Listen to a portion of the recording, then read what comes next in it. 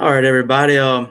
Pleased to be joined with my frequent guest and co-host Thomas Myrtle again for the second segment of Mam-a-Thon. And so far this event has been a huge success. I would say that a bunch of money has been raised and donated to victims of wrongful convictions and things of that nature. So we're gonna grind this segment out, and to finish it up, to finish this entire event off, we have Eric Jose that's going to be on right after this segment, and it's going to work out great. And I'm super excited about the guest that we have today. Thomas, I know it was a late night last night with the segment. We had to wrap up, but you feeling okay today? Oh yeah, I'm surviving. I'm just I'm glad to be back on here and excited for the interview today. Absolutely, I can't wait. So, without further ado, now I've explained a little bit about who we're going to have on, but I want to give a little bit of a background on our guest today, and his name is Dr. Dan Krane, and I'm going to read just a little bit of his very impressive credentials. So, Dr. Dan Krane is the interim dean of Wright State University's Lake Campus and also a professor in the Department of Biological Sciences and the Department of Computer Science. He has been elected 4 times to serve as the president of the faculty, is also the chair of the Ohio Faculty Council, which represents the interests of all faculty at the state universities of Ohio. He graduated with a bachelor's degree for a double major in biology and chemistry from John Carroll University and a PhD in biochemistry from the Cell and Molecular Biology Department at the Pennsylvania State University, followed by postdoctoral studies at Washington University's Medical School and at Harvard. He has published over 50 peer-reviewed papers in the areas of population genetics and molecular evolution, and is the lead author of the best-selling undergraduate textbook in the field of bioinformatics. Fundamental Concepts in Bioinformatics is the name of the book. Many of his publications are directly related to forensic DNA testing, particularly in areas of using DNA profiles to generate investigative leads and increasing the objectivity and sensitivity of current DNA typing methodologies. He has testified in more than 110 criminal cases, including U.S. versus Gisantiner in the Western District of Michigan since 1991 in the areas of population genetics, molecular biology, and bioinformatics. Dr. Krane is also the president and co-founder of the Forensic Bioinformatics Services Incorporated. The website for that is www.bioforensics.com, where he has overseen the development and implementation of software designed to automatically and objectively review STR DNA testing results. 2 different governors of the Commonwealth of Virginia have appointed him to the Virginia Scientific Advisory Committee, a blue ribbon panel of 12 experts that oversees the policies and practices of Virginia's full-service Department of Forensic Science. And in that capacity, he has chaired Virginia's subcommittees on familial searching and YSTR validation and testing protocols. So, Thomas, needless to say, we have a very qualified individual that is going to be joining us today, and I couldn't be more. So I'm going to bring him on right now, and we will get started. We don't want to take up too much of his time. Dr. Krane, how are you doing this evening? Oh, very good. How are you today? I'm doing pretty well. Pretty nervous, to be honest with you, but I think we're going to make it. I think we're going to make it through it. What? Me nervous? What's there to be nervous about? I really don't know, but it's just something about it I really can't explain. So right. I'm naturally an introvert, so doing this in general is nerve-wracking for me. So, but I don't, like I said, we don't want to take up too much of your time because it's an honor and a privilege to have you even come on here. But to get started with some questions, some of these questions they might sound remedial, they might not sound remedial. So and to be honest, we're asking these questions in a generalized format because I don't want influence opinion from one side or the other on some of these cases that we discuss. So the question might sound weird because of the lack of context, but I'm thinking that you'll be able to still give us an idea of what we're looking for in terms of answers. So, they can. Yes, sir. With question number one, you told me in the past that if somebody has a car key and they use it every day, presumably for, let's say, 2 years, and then a suspect grabs that key and moves a vehicle, and let's say he handles that key for 10 to 15 minutes, and then that key is presented in the evidence and it is DNA tested. I asked you previously, whose DNA or, what combination would be most likely to find. And you had told me that you would, on such a key, that you would find either the owner of the key's DNA or a mixture between the suspect and the owner. Is that a fair characterization of your answer? It's a fair characterization. I bet my answer was a lot longer than that because it's awfully complicated, and it's complicated primarily by the fact that we just don't have a lot of good studies even today about how DNA gets transferred from one individual to another, and there's so many variables that are involved. Humidity levels, the roughness of the key, the cleanliness of the people that are involved, how sweaty they were at the time. There's a list of maybe 20 or 30 things that you need to take into consideration. And not more than one or two of those things have actually been very rigorously studied at this point. Absolutely. And you told me, with a lot of your answers, I started quickly gathering the sense that some of these answers can't just be, some of these questions can't just be answered with a simple, explanation because there's so many different variables. But one of the things pertaining to this question, real quick, that I thought was interesting, and you can correct me if I'm wrong, but I believe you told me in that same answer that keys aren't necessarily good items to swab for DNA. If that is correct, I would like to know why that is. I believe you told me that. Well, on the one hand, you can get a reliably interpretable DNA profile from as little material as you get from a single fingerprint. So anything that you leave a fingerprint on will have enough DNA associated with it that we'd be able to generate a DNA profile. But if keys are not the best surface to get DNA from, it's because they're generally relatively smooth and there's not a lot of friction points on it that would tend to lift off some of the cells from an individual's fingers. Okay. All right. That's a great answer. So want to jump back to another question that, and I just want you to elaborate on this one real quick. In one of our previous conversations, you told me that moisture is a key degrader. It's a factor, or, one of the things that can degrade a DNA sample. And just to give you an analogy, and let's say, for instance, let's just say I touched the outside of a vehicle. Let's just put it that way. And regardless of shatter status, let's just assume that I put 3 nanograms of DNA on this hood or whatever that I'm touching. And that vehicle sits outside for, let's say, 5 nights. And each one of those nights, the surface temperature falls within 5 degrees of the dew point. So therefore, you have 8 to 12 hours, presumably, that you have moisture on this surface, throughout the night. Will that moisture degrade that sample? And if it will it degrade it as far as quality of sample or quantity of the sample? Well, there's an awful lot in play there. Let me start just by going back to the beginning. 3 nanograms is really quite an appreciable amount of DNA.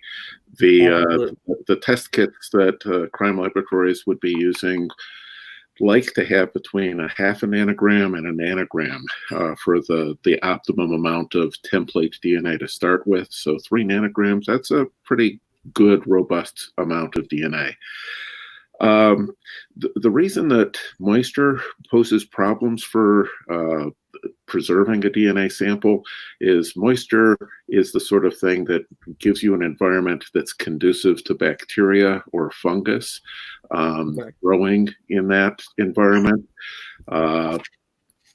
And again, the studies here are not that well established, but if it's warm and you have that moisture, there's a better opportunity for bacteria or fungi to start breaking down that DNA. So yeah, I'll tell you, those aren't the conditions you'd want to store your DNA in a laboratory, but by the same token, it's not a guarantee that you wouldn't be able to get a usable DNA profile.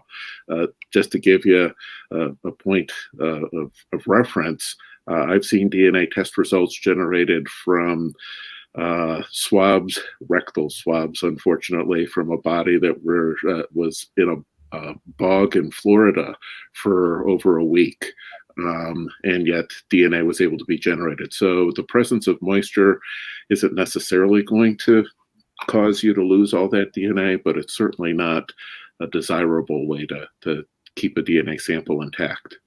Absolutely. Okay. But since you brought up the fungi, and I guess in a sense you could call it contamination, what about grease and dust and dirt? Like, if you was handling something that would be generally known to be kind of greasy or, dirty in general, when you touch it, I mean, let me ask you this way.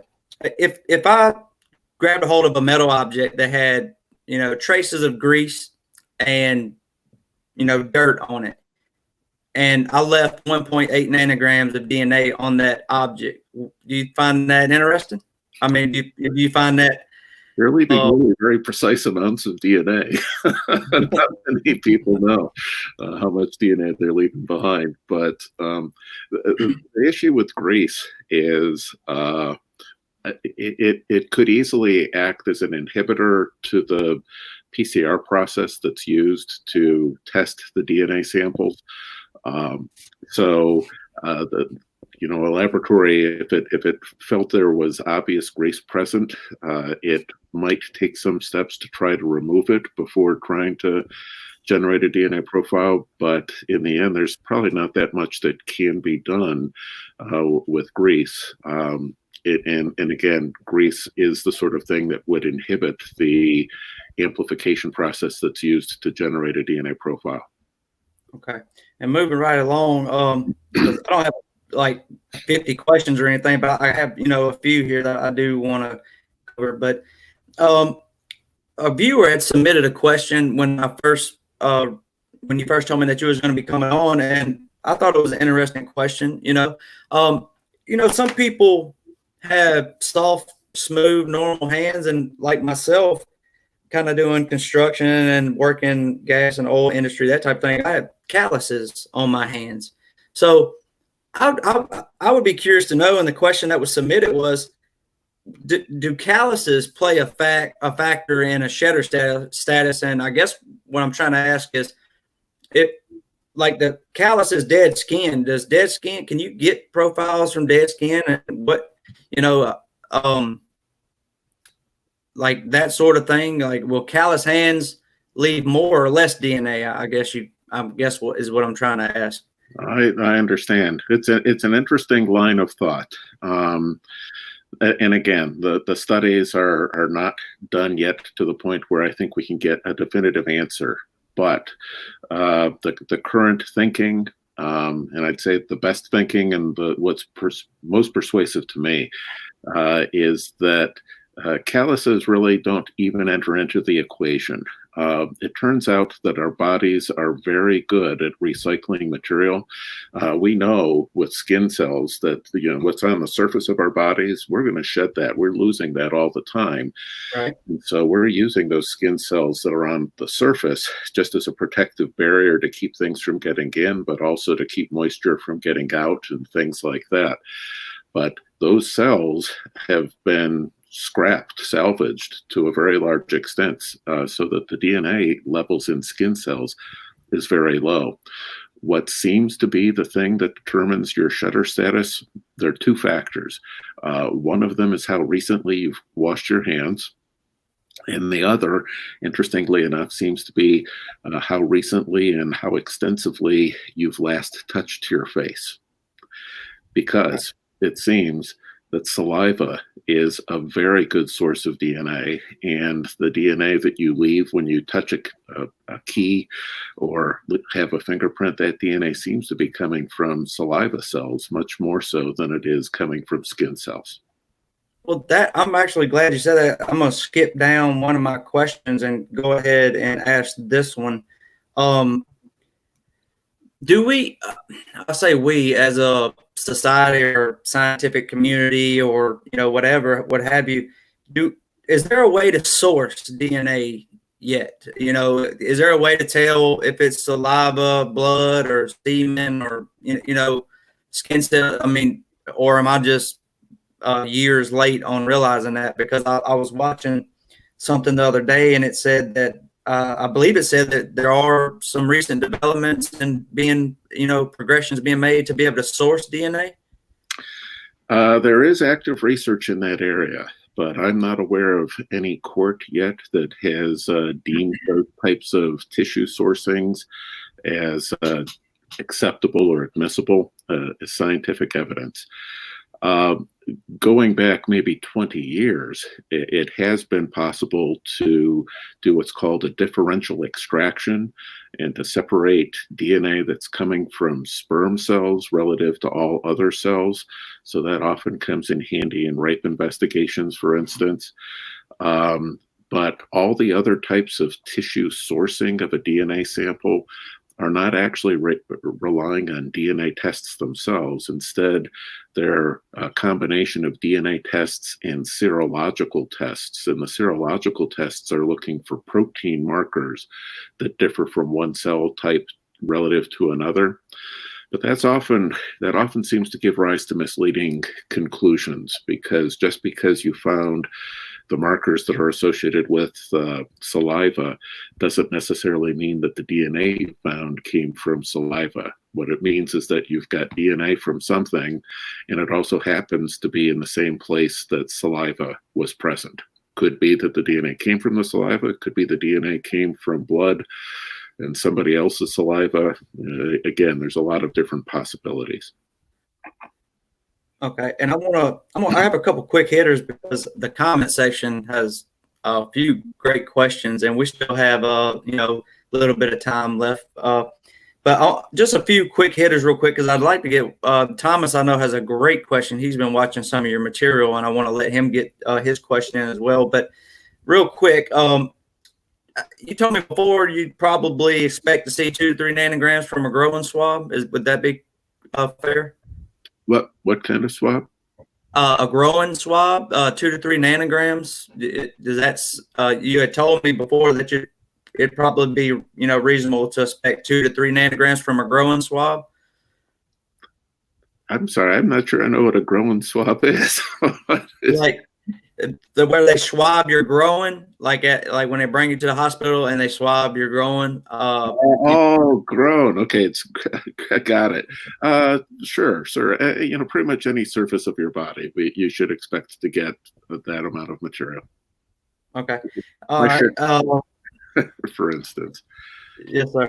Do you know how? And this is going to be another, complicated question because I know what you're going to say already. But do you know how long crime labs keep results and what governs that? Is it per lab their own standards, or does the state laws dictate that? For the states, whenever they have results, do you know how long that they are required to keep them, or does that just? I think it's going to depend on what type of sample it is. If it's for a criminal investigation, labs generally will keep those indefinitely.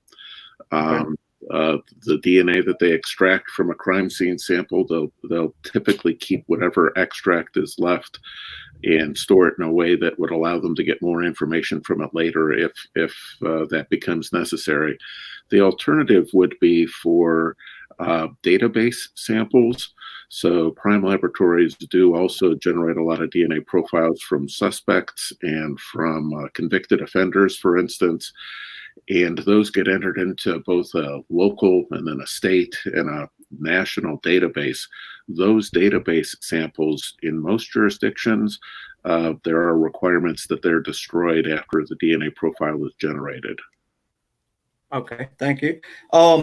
Another interesting question that was given to me today, and hopefully I can, this is one of the problems I run into being from where I'm from, but it's the problem is not what you know what you want to ask, it's just how to ask it to somebody like you is the problem, but I'm gonna do the best I can. I would like to know, for instance, if you get a sample, if they swab something and they get a sample and they say that it can only be used for to exclude someone, what does that mean? Like, is that like not a full profile, or can that sample be matched to another sample, or what does that mean when they say it can only be used for exclusionary purposes?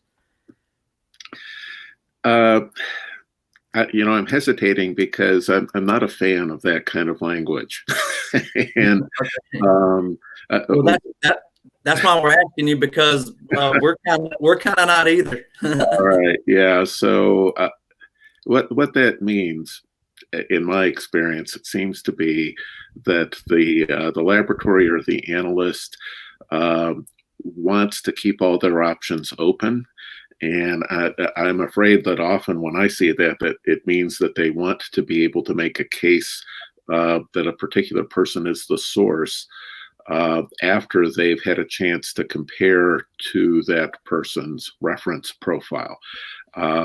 Again, I'm not at all a fan of that type of interpretation, or it really comes down to this. An evidence sample really needs to be able to speak for itself. And if a sample isn't suitable for interpretation without having, and I'll use air quotes here, the answer key of a reference profile to be able to compare it to, it's not suitable for interpretation. The test results should be interpreted and stand on their own. An analyst should be able to make a list of which alleles are present and which alleles are absent, and then subsequently compare that list to reference profiles and say if an individual is included or not. And anything beyond that is just opening a door for subjectivity and non-scientific interpretation of the results. Absolutely. Okay, so Thomas, real quick, I love the question that you had. If you want to go ahead and ask Dr. Krane that, and then I'll be trying to scroll up this comment section and get a few of these questions that the viewers had. Well, sure, and yeah, thank you very much to Dr. Krane for coming on with us. I've just been kind of listening and learning here. I'll have to go back to this afterward and listen to it over again. But I had seen the talk that you did at TED, I believe, about blind testing. You were emphasizing the importance of blind testing to eliminate any bias or any possible bias in a test. And I noted that in the examples you were using, the technician or the analyst doesn't necessarily have any specific involvement with that subject, but they just are going to be going into the direction that they think that they should be going, building the case and such. What if you had an analyst who was familiar with the subject, had actually testified against the subject in the past? That's the first part of my question. Would it be normal in your experience or desirable for that individual? It's kind of a rhetorical question, I suppose, but would it be is that normal for somebody who has testified against a subject in the past to then be allowed to be analyzing their DNA in another case, in a later case?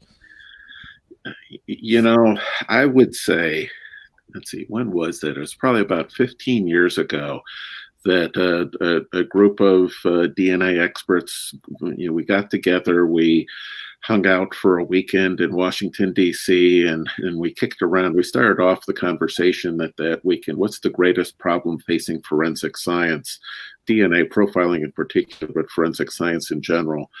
And the resounding conclusion was subjectivity. The fact that analysts were at the very least, very often unintentionally biased.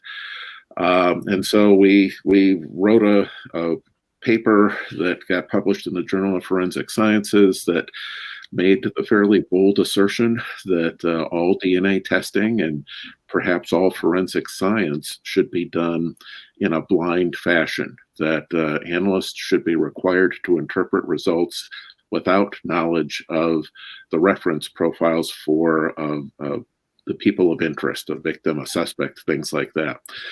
Of all of my papers that I've published, that one by far has been the most controversial. And it's gotten, it initially got quite a bit of comments from people in the forensic science community, several of whom suggested that I and my co-authors of that paper apparently didn't understand how forensic science was actually done. And our rejoinder was that, no, I think that's actually the point. We do understand that analysts are using the information from reference samples to guide them in determining what in an evidence sample is signal and what is noise. And again, as I said just a little bit ago, the evidence sample really should be able to speak for itself. Analysts subsequently pushed back and said that, well, all right, we should be using reference samples only after we've interpreted the evidence.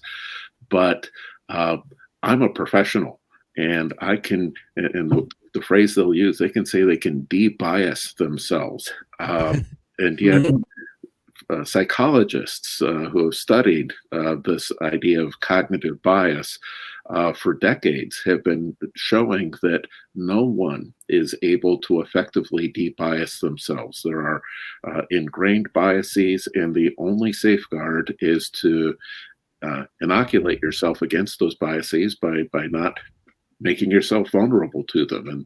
And again, the very simple solution is to just not have, I'll say it again, the answer key that is the reference profile of the person of interest that you're thinking about for a particular case.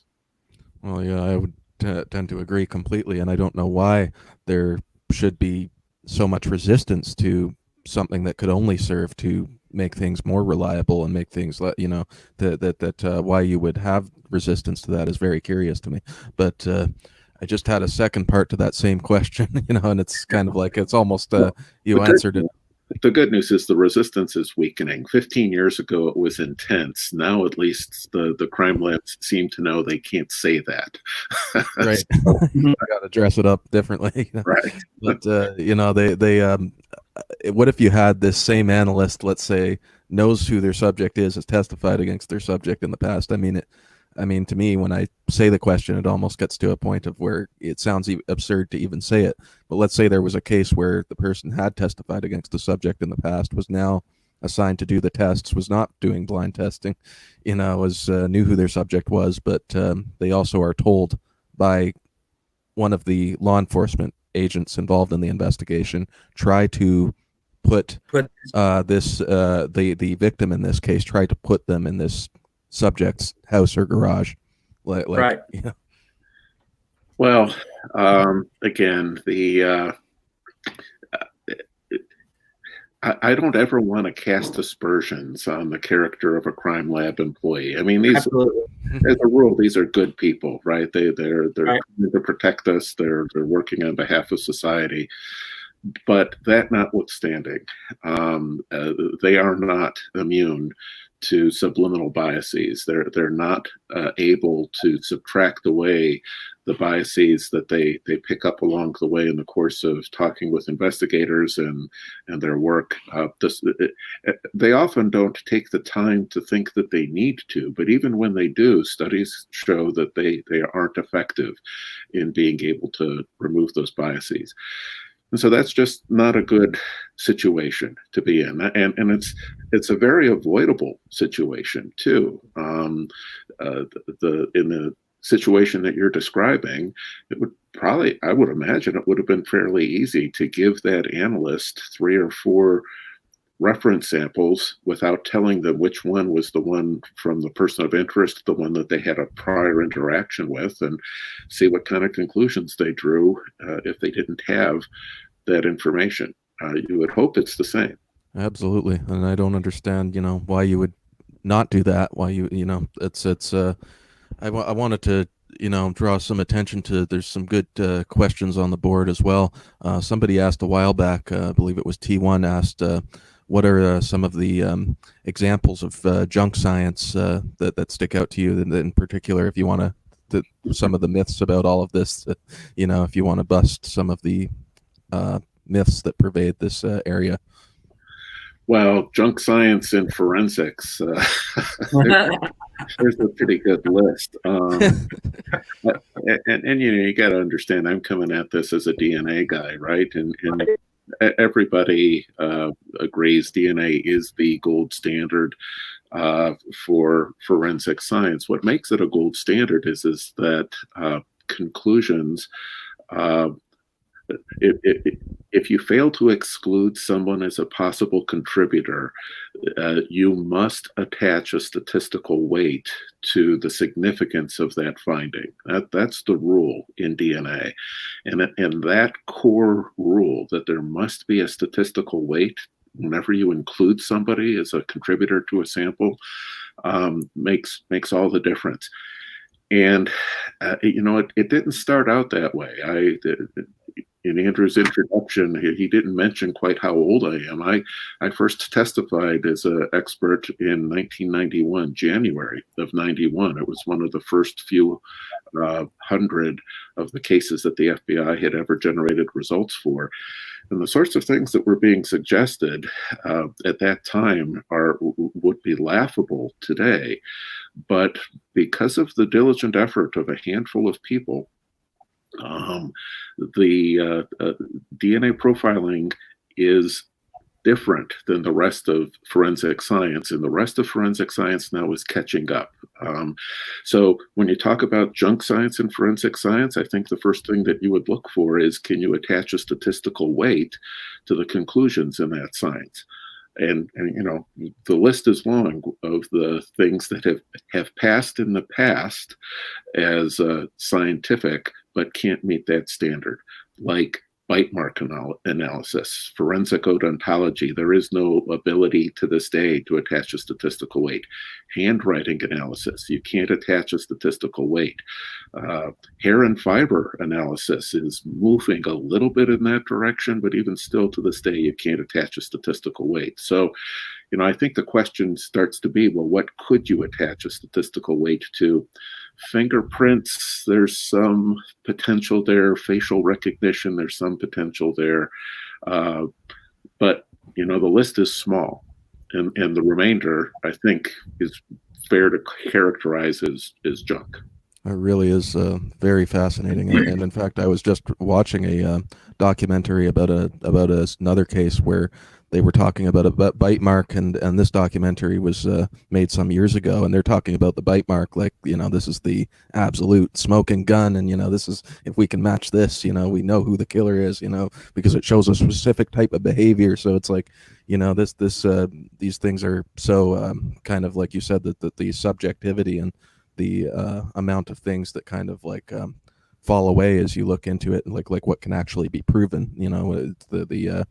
what as opposed to what you can suggest and what you can think. I notice in this area there's so many, even as me as a layperson, I just see words being used that seem to be like not inconsistent with, and not that's these types of things that strike me as these types of lawyers' tricks, kind of like almost applied to science, which is a disturbing kind of convergence. When I was in graduate school, I learned something that I've put to good use for the last 20, 30 some years, it seems. And that is that if you want to purport to be a scientist or talk about something scientifically, whenever you say something is significant, it's important, it's something people should pay attention to. Whenever you say something significant, you had better be able to say to what degree and by what test. So what statistical test? Did you use the Kolmogorov-Smirnov test, or is it 3 standard deviations? What test did you use, and how statistically significant is it? Is it 1 in 1,000? Is it 1 in a quintillion? It's not appropriate ever for a scientist to simply say, yeah, it's a match, or yeah, this is significant, unless they can answer those 2 questions. DNA can answer those questions if it's done the right way. Most other forensic science cannot. Dr. Krane, if I may, do you have 5 or so more minutes? I mean, Sure. Okay. I have a question from the audience, and it's multifaceted. It says, please explain what 3 nanograms means. Like, and it says, how do you measure that in your lab? That's the first part of the question. Yeah. Well, let's talk about what a nanogram is first. And so I have to rethink this every time I work through it, just because normal people don't talk about nanograms that often. Right. All right. So a gram, that's a pretty easy concept for all of us to wrap our heads around. If you're not familiar with the metric system, a packet of sugar that you would get at a restaurant for your tea or your coffee, it's typically 2 grams of sugar. Right. Okay. And so if you opened up that packet, poured it in your hand, each of those little crystals of sugar is about 1,000th of a gram. That's a milligram. If you took one of those crystals of sugar and you cut it up 1,000 times into 1,000 pieces, one of those little pieces would be a microgram. That's a millionth of a gram. If you took one of those micrograms and cut it up into 1,000 pieces, that's a billionth of a gram. That's a nanogram, right? And so when you're talking about 3 nanograms, you're talking about 3 billionths of a gram, right? And then DNA terms, when in the lab, we're typically talking about picograms, and there are 1,000 picograms in a nanogram. A single human cell has 6.5 picograms, 6.5 trillionths of a gram of DNA associated with it. Wow. How do you measure something like that? You can't see it. So much of what happens in a DNA laboratory is, I say it somewhat facetiously, but it's taken on faith. Right? You know that you moved some liquid from one tube to another tube, and in that tube there should have been some DNA, and then you added some more things. And so if you take some things out of that, you've diluted it. At the end of the day, you know how much DNA there is by how much signal you get from it when you amplify it up, or when you put it into a spectrophotometer that shines light through it. DNA absorbs light at a particular wavelength, and in that sense you can sort of see it. The more of that light that gets absorbed, the more DNA is there, and you can figure out the concentrations that way. All right. Well, the second part to this question, and then, like I said, we know you're busy. We don't want to have to. Well, I mean, we would love to have you for a long time, but we understand that we can't. But this question will help sum up a lot of the questions that's being asked in the comments section. If you have a control swab, first of all, I guess how important. I mean, it's kind of redundant in a way. How important is the control swab to what you're doing, your control or reference sample or what have you? And if that sample gets contaminated with how y'all operate, because I know you previously told me in another Q&A that whether or not you get a deviation and you are able to make a conclusion and use that sample would be kind of per lab. But if you have a control sample or control swab, and that sample is contaminated, what would be the protocol that you typically follow in that situation? Would that be admissible or be huge? So there are a bunch of different kinds of controls. There are positive controls, there are substrate controls, there are negative controls, there are reagent blank controls. I think they were specifically talking about, I want to say it was PCR. It might have been the negative control. Right. Somebody correct me if I'm wrong, but. Well, I think what I'll say applies pretty much to all controls. Scientists expect to run controlled experiments. And if you attach less weight to an uncontrolled experiment. Nobody would argue it. Nobody could plausibly argue you attach the same weight to an uncontrolled experiment as you do to a controlled experiment. That's just, I don't know. It's indefensible. There's nobody who could make that claim. The problem then comes if, sometimes negative controls, if that's the case here, sometimes they do fail, and they're contaminated. You find somebody's DNA associated with them. The problem is that you don't know. All you know is that you should be less impressed by the results, but we don't know how much less impressed. And so the safe solution, and the one that I would advocate is that if you have an uncontrolled experiment, you should not be relying on those results. And if you do want to rely on the results, then you need to have done some experiments, some validation studies that show you exactly how much less impressed or how much less significance you should attach. And nobody has ever done those types of experiments. You don't do that in a research laboratory. You don't do that in a medical laboratory. And I think the difference there is generally because the simple solution is, if a graduate student has a failed control in one of their experiments, the simple solution is do it again, do the experiment again. But that's often not a viable option in a forensic science setting. A lot of times you're working with a small amount of material and you just can't do it again. Right. So there are some pressures sometimes to try and do something with it. But again, I come back then to this idea that if you want to say something is significant, you'd better be able to say to what degree and by what test. And there is no good way to take into account a failed control. Well, I mean, believe it or not, that was perfectly explained. I kind of followed you and understood everything that you were saying. So everyone else.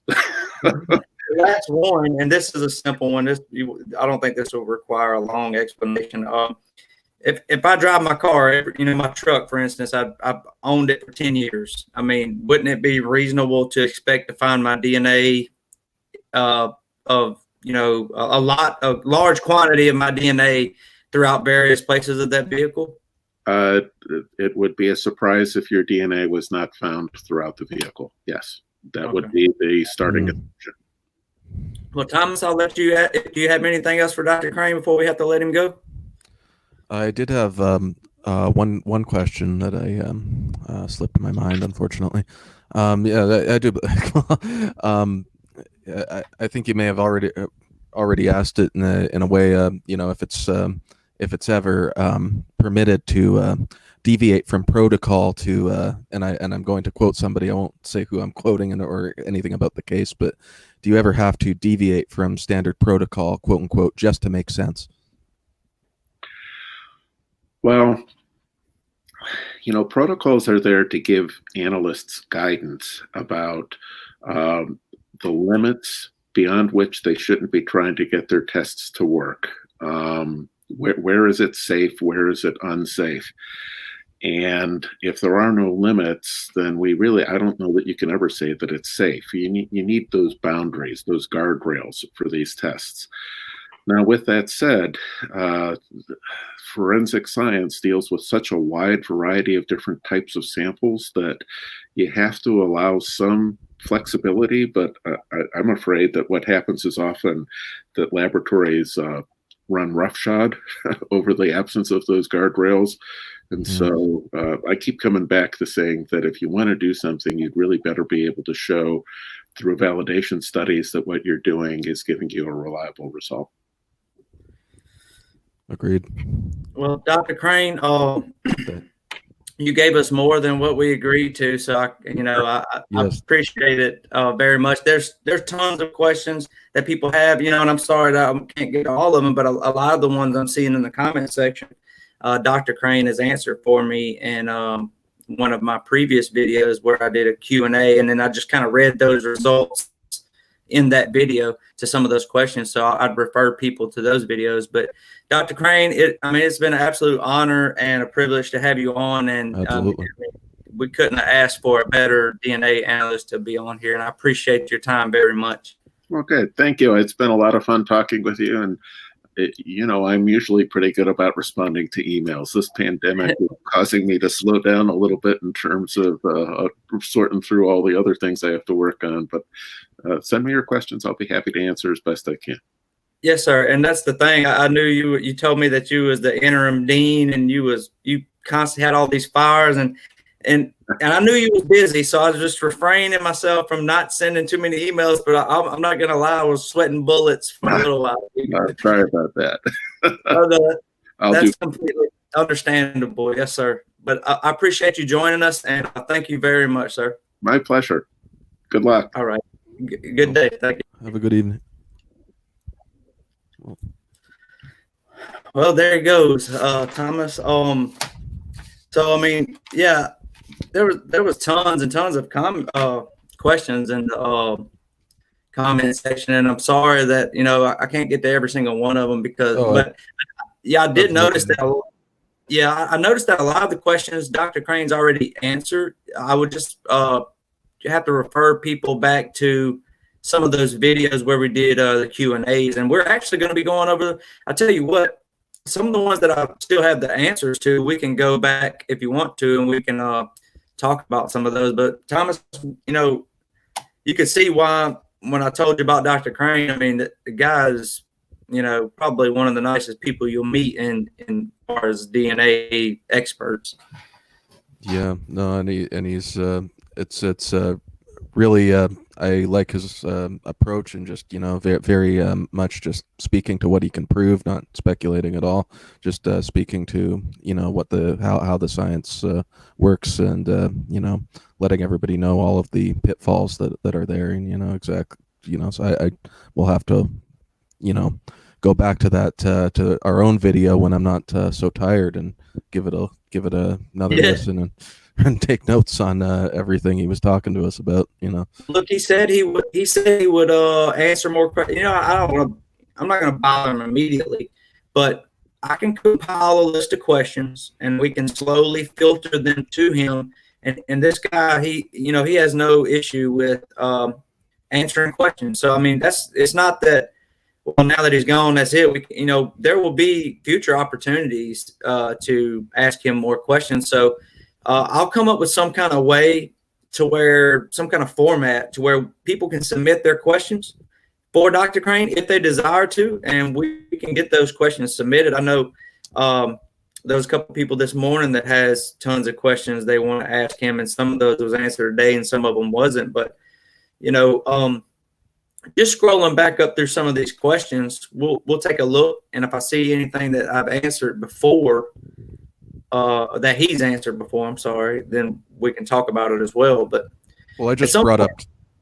Go ahead, Thomas. No, I just brought up the reason why I wanted to get T1's question in there is just because I've read a number of articles about hair analysis and how it's been misused and overstated by the FBI and other law enforcement agencies in various cases and stuff. So I think it really is important to just kind of give people a overview of some of these kind of widely accepted concepts in criminal forensics that are actually not nearly as strong as we've been led to believe by innumerable crime shows and what is referred to as the CSI effect, in which you have these crime labs and these government experts are treated as their analysis, their conclusions, their interpretations, I should say, are treated as being absolutely solid, when in fact the actual science is much less clear, much less solid than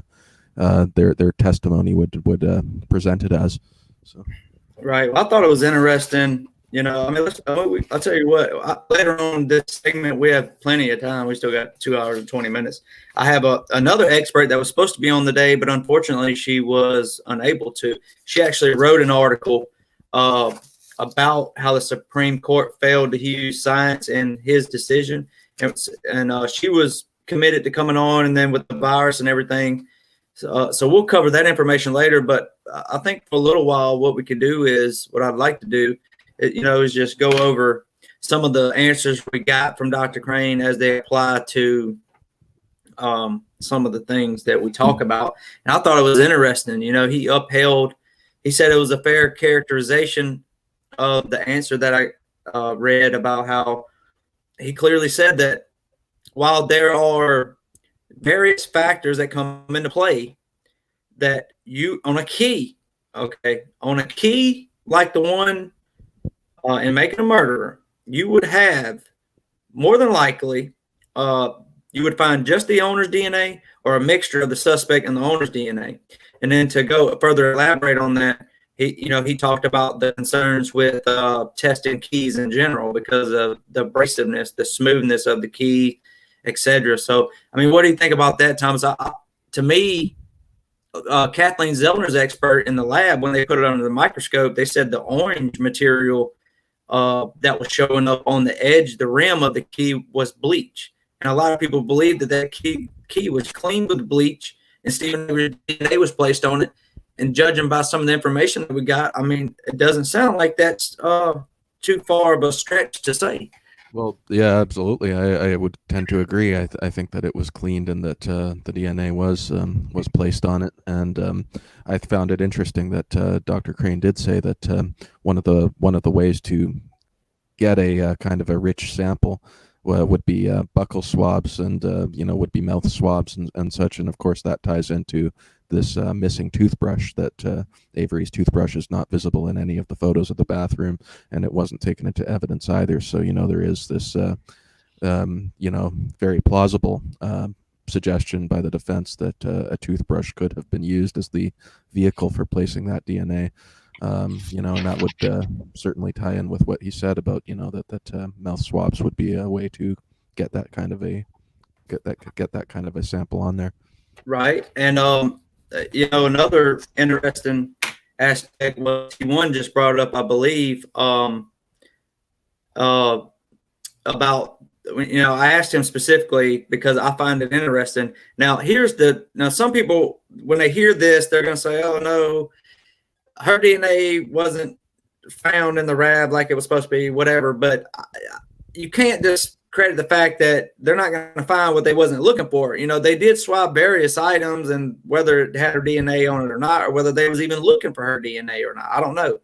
But I think there is a general consensus that you can make an argument for, was there the amount of DNA you would expect to find in that vehicle if she's driving that vehicle every day? Hence why I asked the question, if I'm driving my truck every day for a couple of years, it's going to be reasonable. It's common sense that you should be able to find a wealth of my DNA inside of my vehicle.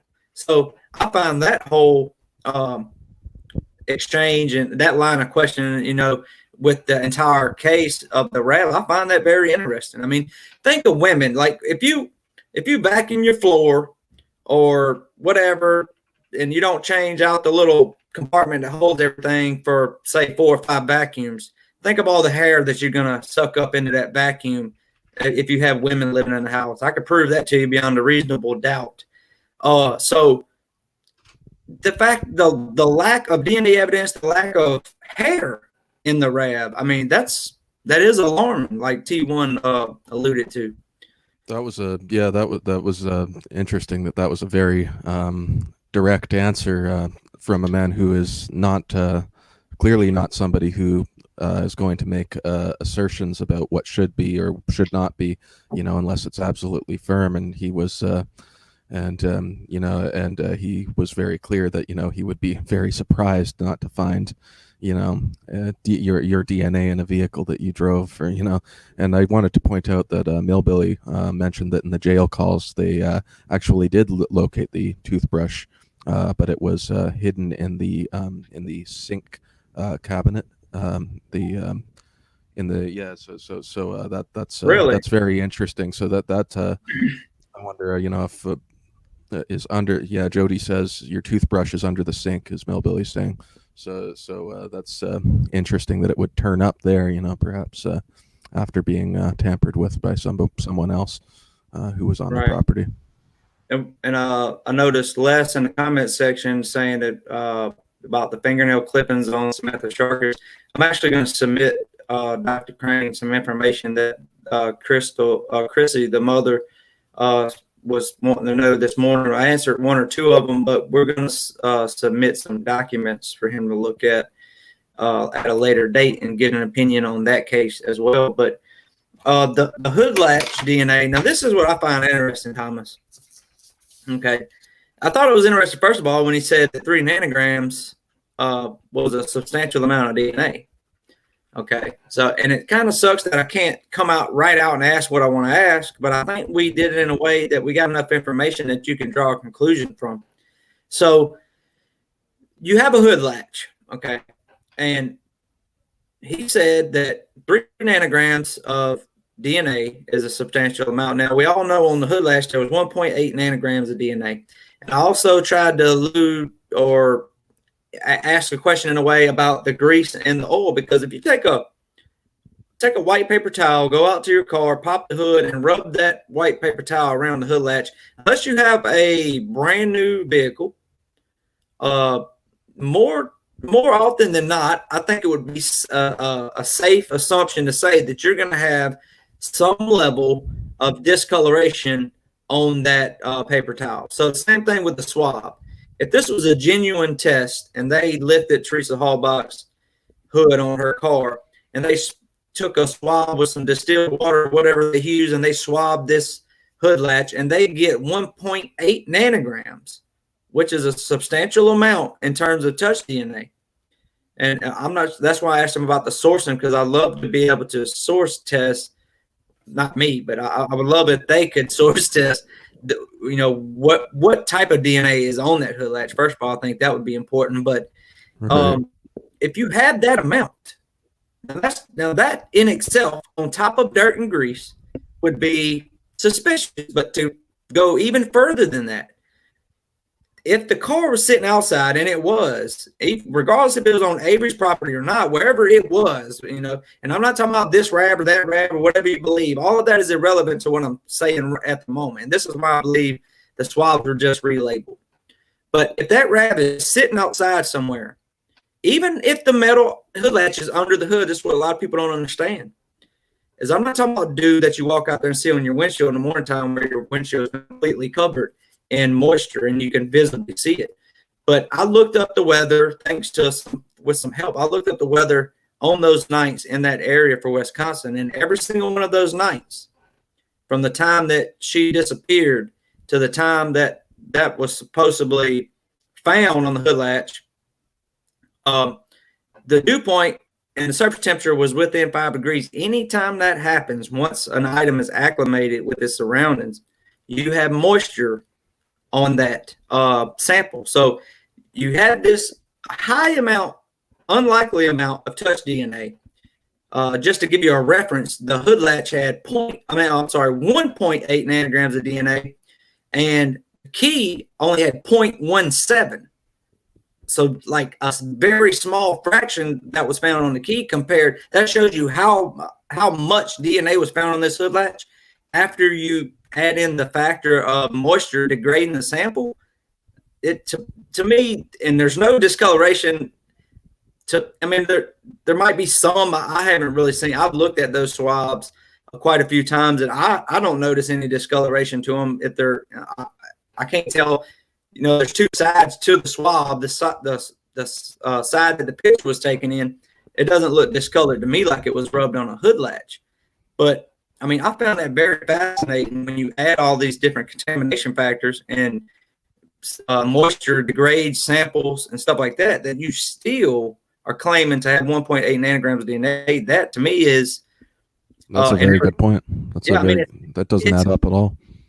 No, there's no reason, and that's why I believe, and hence the other question I asked him about the growing swab. First of all, he wouldn't understand what I was saying. And am I saying that wrong? Or he just couldn't understand what I was saying? Growing swab? Oh, yeah, no, I think it was just a kind of an accent barrier, I guess. Okay. For a second, I was like, am I saying something wrong? I thought, I was like, I've always referred to it as a growing swab. I don't know if that's a... everybody says, when I say manawak, that it sounds really weird. Okay.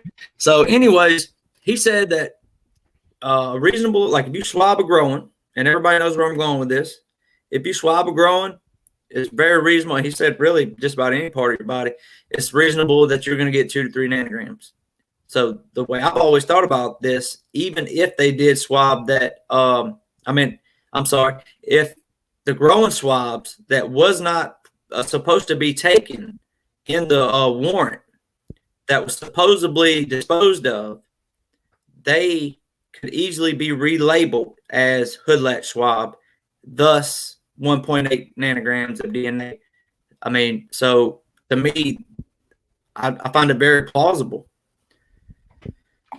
Yeah. So, I mean, there's a wealth of questions we could ask Mr. Dan. I don't know, maybe we can get a platform or something, some kind of way to where everybody can put in their questions and we can ask in that way, because I find it very interesting. And then when you go to the topic of the control sample, there's disconnects there with my understanding. That's why I wasn't able to ask those questions the way some of the people in the comment section wanted me to ask certain questions. But the control sample, and as I understand it from a previous, I had actually asked him that question in a previous Q&A, and he said it kind of depends on labs, but like he was explaining to you, Thomas, being that you can't attach a statistical weight to it, the significance of it, would dramatically drop. Right. Yeah, and that's why I specifically wanted him to just make a general comment on that, because there is just innumerable examples of cases all across the United States and elsewhere where you have the FBI and other agencies using completely subjective tests and stating them in a way like saying that 2 hairs aren't inconsistent with each other. In fact, that's the example in '85 when Sherry Culhane testified against Avery in the '85 Penny Bernstein case. She said that there was a hair that was on Avery that wasn't consistent with Lori, his wife at the time, but that was consistent with Penny Bernstein. But that just means that the 2 hairs look roughly similar and stuff. And so she basically put a major nail in his coffin, I think, in the '85 trial via that testimony. And I found that to be very curious that of all the people in Madison at that laboratory, that they would put her there, to do those tests. I mean, like, why wouldn't you choose somebody else just to avoid the appearance of a conflict of interest? As it's just so strange how everybody at every stage of this, from the prosecution with Thomas Fallon, who was deposed in the lawsuit, to the, of course, the officers Colburn and Lincoln Bushman and Sheriff Peterson and everything like that, to the state crime lab with Sherry Culhane. It's like over and over and over again, you have people who were connected to the prior case, and no matter which side of the fence you want to fall on, that shouldn't be in any case. Right. So, I mean, the fact that she was that involved, is mind blowing. And it's like, well, is she the only one there that could have been involved in the testing? And then to start throwing in factors like she was, just so happens she's training individuals when they're testing stuff that's probably one of the most notorious or one of the most important cases to ever come across our workbench. She's sitting there training somebody and she introduces her saliva into the sample or introduces her own DNA into the sample. I mean, well, I always thought that was funny how like she's training these students and is doing something completely improper, while she's training these students. Yeah, absolutely. I mean, you're teaching them the next generation to do it the wrong way. And then with the suggestion about the blind, and that's why I like the question that you want to ask him very much, is because I think, and it should be something that's just a given, blind testing should be, I think that's, why wouldn't you, like you said, Thomas, why wouldn't you want to try to remove as best as possible, try to remove any bias or, knowingly or not, out of a testing situation, with blind testing. And the fact that they wrote Sherry Culhane a note saying, try to put Teresa Halbach in Stephen Avery's house or garage. I mean, and then on top of that, she's already been involved with Avery for all these years. I mean, it's absolutely, it is insane. Can you elaborate on that? And then we'll pick up with something else. Right. Well, certainly, I was fascinated that that there would be this resistance from crime labs and from prosecutors and from law enforcement across the board to blind testing, because it seems like just another check and balance that couldn't possibly, hurt the search for truth and establishing the facts in any particular case. It couldn't hurt; it could only help by eliminating those biases. And it's very similar in some ways to what I was talking about yesterday, that, why is there such resistance to, in the electoral process, hand counts and paper trails for voting and stuff like that, like why would there be resistance if there's nothing to, if there's no wrongdoing or there's nothing to hide, then why would you resist a check and balance system, that could only prevent, those types of that type of misconduct from happening, or that type of bias from entering into the test. And again, I think that it's important when we look at the state crime lab and we look at all of their misconduct in this case, it ties directly to the state level. Again, this ties directly to Fassbender, who gave that instruction to Sherry Culhane, which was completely improper. Fassbender was working in the same building basically as Fallon. From Madison to the state crime lab to the DCI. I mean, this all goes back to the same individual who was presiding over that September 2003 meeting, and kind of coordinating with Manawa County officials from the very beginning. What do we do? And so again, it doesn't go to the local level. It's not just a couple of bad apples. It goes to the state level. I mean, and that's why I was being a little quiet when Dr. Krane was on, because I understand I didn't want to make him uncomfortable with all of my accusations against everybody on the planet. But I think it's important to point out the official complicity, and it's not about going after, casting aspersions on individuals such as Sherry Culhane. It's more about holding accountable these agencies that they represent, such as the state crime lab and everything. And Sherry Culhane is part of a system. She receives an instruction from, Fassbender, who himself is a tool of a larger system, and it's really like this, it's what we were talking about yesterday. This case is an example of all of these different agencies working as a single unit to ensure and uphold a conviction, Right.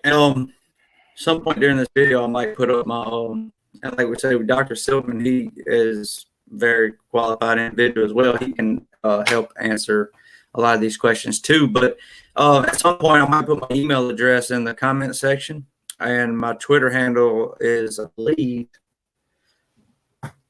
Whitehead0487. So people can submit questions to me either on Twitter, Facebook, or email, and I will compile a list of questions, and we will slowly filter those to Dr. Krane, because I don't want to send them 100 questions at one time.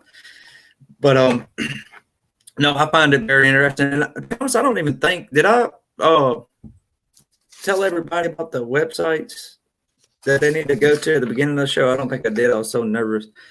Just for anybody that's maybe possibly, if there's anybody new or hasn't been following the Mam-a-Thon event this weekend, www.mam-a-thon.org. They have a bunch of information, links and whatnot. And you can, I think it has a link to the store if you're interested in purchasing any Mam-a-Thon merchandise. And then Thomas, for any of you that might be new on this, watching this today, Thomas is a freelance journalist, and he works with a guy named George Kless. Isn't that right, Thomas? George Cleese, and yes, thank you very much. Okay. Cavdef.org, CAVDEF.org, where we talk about election integrity, and we also talk about abuses by the justice system, and we talk about a range of issues that has to do with misconduct by those in power. And we documented a lot of material that I think, many people will find interesting. We're presently working on a page about the Avery Dassey Halbach case. And I think that will be a page that incorporates a lot of the research that's been amassed by, that's been amassed by the research community, all of these independent folks that have worked on this and have been on the front lines of this for so many years and have collected so much explosive material, as well as a lot of the stuff that I've done in terms of doing background on some of these characters. So I think you'll find that we'll have a lot of information that a lot of people have not heard before, and we'll have it all collected in one place, Right. specifically pertaining to the Avery Dassey Halbach case, as we've done with other cases. I also wanted to suggest, you mentioned at the Mam-a-Thon website, they also have information there on how you can send support to Avery and Dassey and everything like that. Right, and there's some confusion going on with that. Tracy and a couple of others that's in charge of all this, they're working out some kinks and stuff. So I think they put out a statement about it, because I'm not sure exactly what's going on with that. I know they have maybe some max, maybe they hit the cutoff or something, but all of that's going to be worked out and transparent and all of that, because anything that's donated in some form or fashion will find its way to Stephen Avery, Brendan Dassey, or the Center for Wrongful Conviction, as promised. So there's nothing going on behind the scenes. But also, I want to throw out that the website for Dr. Krane was www.bioforensics.com. And he also, I didn't get to read in this initial credential, but Thomas, me and you talked about doing the JonBenet Ramsey case, maybe doing one or two videos on that, because you and George have such a fascination with that case, and I do as well. Really, everybody has. That case is just another nest of corruption, and that's Interestingly enough, Dr. Krane he's been on ABC 2020 and ID channel, Investigative Discovery, and other shows and various things like that. But he's actually gave a detailed opinion into the JonBenet Ramsey case. So that would be interesting to go through, dissect what he found in that case and apply it to a video that we might do in the future with George on the JonBenet Ramsey case. Oh yeah, no, that would be very interesting. I mean, that with that case, there's so much. It's just voluminous amounts of material from numerous different agencies. And one thing that I find immediately to be very suspect is the way that the Boulder Police Department failed to secure the scene and then allowed all of these people to basically walk right in and trample all over it, which is very much similar to certain things that were done with the Avery Dassey Halbach case. The way that, as we discussed yesterday, the Wisconsin Justice Department destroyed the alleged crime scene 3 days after Avery's arrest. They're tearing it up with they're tearing up the burn pit with excavation equipment, which is of course going to eliminate any possibility for independent analysis and testing of that area to either confirm or invalidate the prosecution's theory. And that there was also obviously this inexplicable access to the scene that was given to characters like Ryan Hillegas and others like that, that were allowed to just enter the scene in the same way as the Ramsey case. And that's also something that appeared in the Amanda Knox case as well, where the police failed to secure the scene and were just going in there, picking up things with their bare hands, and allowed all of these other individuals to just kind of go into the scene and which completely compromises everything there. So that's always something that I find suspicious, and it certainly was a feature of the Avery Dassey Halbach case, where the scene, these law enforcement agencies do have procedures that they're supposed to follow, and when they just completely arbitrarily dissolve those procedures and just conduct things in a way that completely contaminates the scene, you have to wonder whether that's incompetence or whether in fact it's deliberate and it's a means of facilitating a cover-up. Yeah, speaking of touching all these different items, I watched a video that Dr. Krane, he also has I want to say 17 videos on YouTube that he was loading when he was teaching a specific class. So if anybody wanted to go over there, they can find out more information, maybe on a specific topic that they wanted to know something about. But I watched a video somewhere of Dr. Krane where he brought up something that I never really thought about. And I guess what they was talking about was how you can get DNA on something that you've never touched. And the analogy and the experiment that he did was he had a pack of sugar and he had a pack of artificial sweetener. Okay. And he dumped the sugar in his hand, and then he had the lady he was talking to dump, I believe I have to double check this, but I believe he had to dump the artificial sweetener in her hand. Well, then I believe they shook hands. He said, okay, now if I touch my shirt, I guarantee you that I'm going to have artificial sweetener on my shirt, but yet you never touched my shirt. So he was going through the various ways that you could have DNA on certain items that you've never even come in contact with. And I found that very fascinating, So, I mean, I believe they've called that secondary transfer, if I'm recalling correctly. That's it's possible.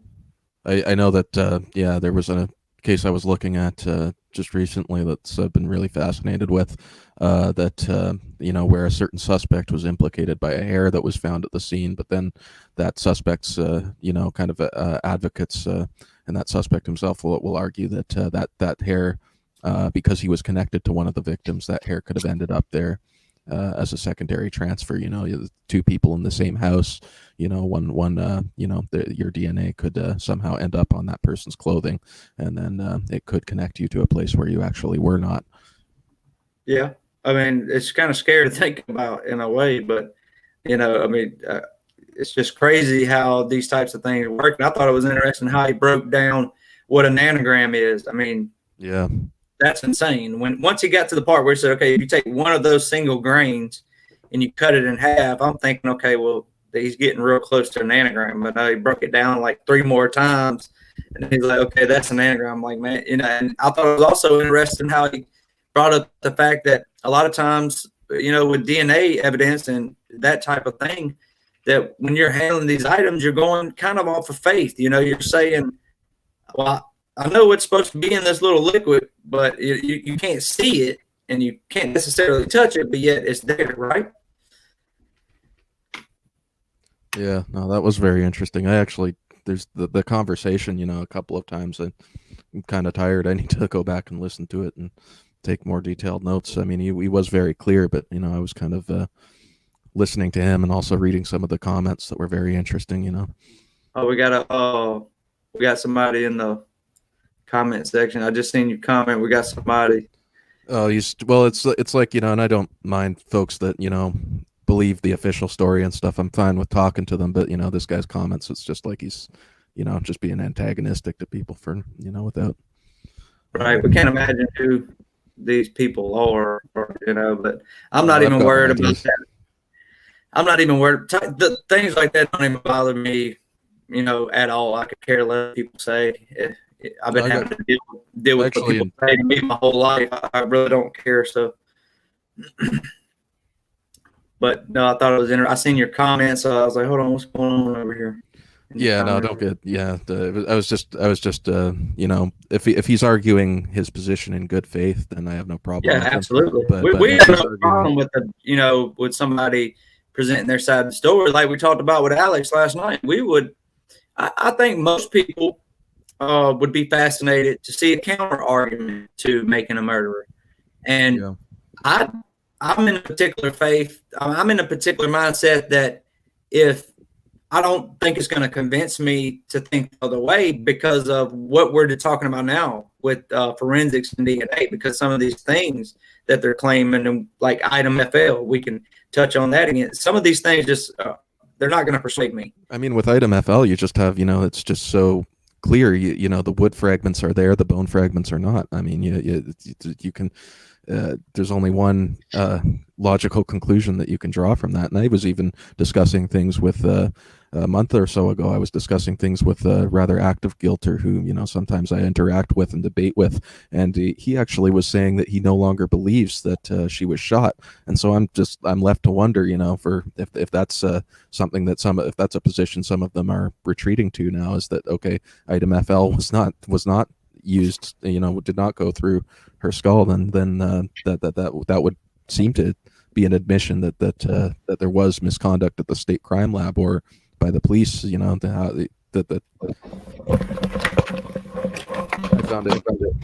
I found it very interesting that you would have them actually saying that that you would actually have them saying, some of them, and I've seen that in more than one place, saying that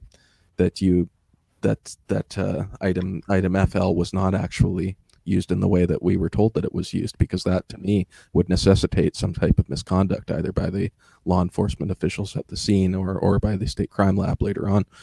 So that's All right. But Which, I mean, yeah, no, it's not to get too off track. I noticed some of the old tired arguments being played out in the comments section there by that individual, but to comment on it again, he was bringing up the star 6-7 calls and stuff, and I don't know how either of those would have any relevance to it when those calls didn't even connect. Those calls didn't, so those don't support any type of luring theory at all, because the state can't prove there was any contact between the crucial hours between Avery and Halbach. So, which lends to the question that was brought up in Zellner's last motion about who did provide the address, who did, and of course, one of the things that I thought was very interesting and very significant is that they never obtained her computer or text records. The state never obtained her computer or text records. So that's yet another example of just, an unbelievable quote unquote oversight by the agencies quote unquote investigating this case. That why you would not obtain the victim's computer and text records. That is yet another example of what you referred to a little while ago as selective investigation. Certain things you're looking for that you may have some reason to believe, why you would have some reason to believe that those are going to support your argument, because you've made it that way, you've set it up that way. So you look for in those areas, but other areas that a normal investigation would normally probe, for some reason you're not going there. I think that right. that is part of the strange character of this entire investigation. Yeah, and I see we sparked a little bit of a talk about IMFL in the comment section, and in a minute we're going to move towards Brendan Dassey too, but IMFL is just one of those things that's fascinated this community for a long time. You see all the dust and dirt on the ground inside the garage, but yet they try to claim that this bullet was, the cause of death, and when you put it under the mass spectrometer or whatever, don't even try to get me to pronounce what that is. But I think we have a sense, what it does. And you can see what items are on that bullet fragment, and you would expect to find bone embedded into that lead per the experts of Kathleen Zellner. And instead, what you find is wood and red paint chips. So Zellner and her team goes out there, and they shoot some shots through the garage because there was obvious bullet holes in the garage, prior to any of this taking place. So they go out there and they do some test shots, and they almost replicate that. And then in one of my videos, it was a lot harder to replicate, I'll be honest. But I got the right combination of targets to put together to be able to retrieve the bullet after I shot it out of my 22. And I didn't even need a microscope to see the wood embedded in it. So people, even people that don't have common knowledge of firearms and ballistics, things like that, if you are shown a bullet that has wood fragments embedded in it, then you can clearly come to the determination that, well, this bullet wasn't shot through anybody's head, because if it was, you would certainly have bone embedded in it. But if you want to try to make the argument that it went completely through her skull and then still had enough velocity to hit wood and have wood embedded in it, I think that'd be an absurd statement to try to, say. And then of course, as per the state's theory, they said that there were evidence of entry wounds in the skull, I believe, entry or exit wounds, and so that's their theory, is that it was shot through bone. That's part of the state's theory, So this argument that perhaps it just it somehow was fired into her head but didn't go through bone is absolutely absurd and doesn't even fit with the state's theory as it was presented. Absolutely. So, I mean, let's see what we got going on. Let's see, Millbillypedia. Yeah. Millbilly, I can send you a link if you want to jump in here and talk about some stuff now. But yeah, I want to get on in a minute to this article. This lady that was supposed to come on.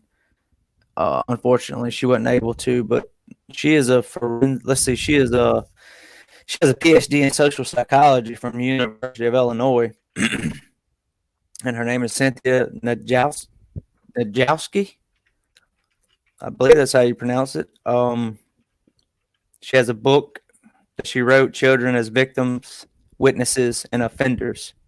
So, and she has an associate professor. She's an associate professor, and she's got degrees from, I believe, University of Albany Department of Psychology.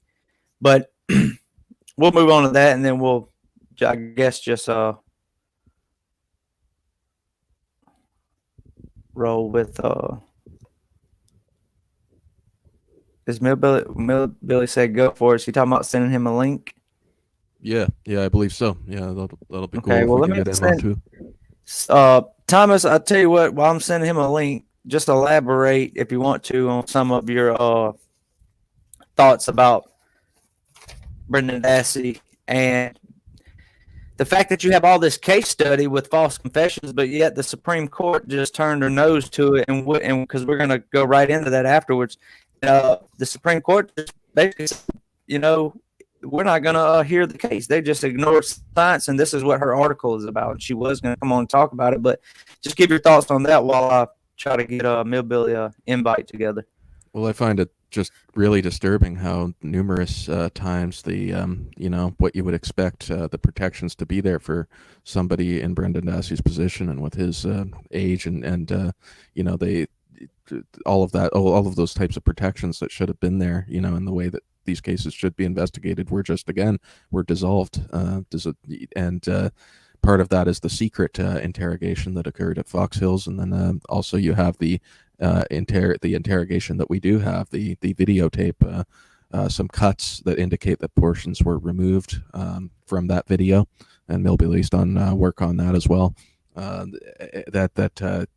He actually has a video where you can see skips in the video where certain portions have been omitted from the tape. So so as bad as what is on tape looks like, what's on tape, it looks horrible. And you can even look at other false confession cases, where that's been a major issue, and the coercion, including cases where there's later an exoneration, the coercion by the officers is not as explicit as it is with Brendan. It's like a lot of times you will see them very subtly pushing them in a direction, but they will appear to come out with their own narrative. But with Brendan Dassey's the footage of Brendan Dassey, there's just the coercion is so explicit, with the demeanor of Liegert and Factbender.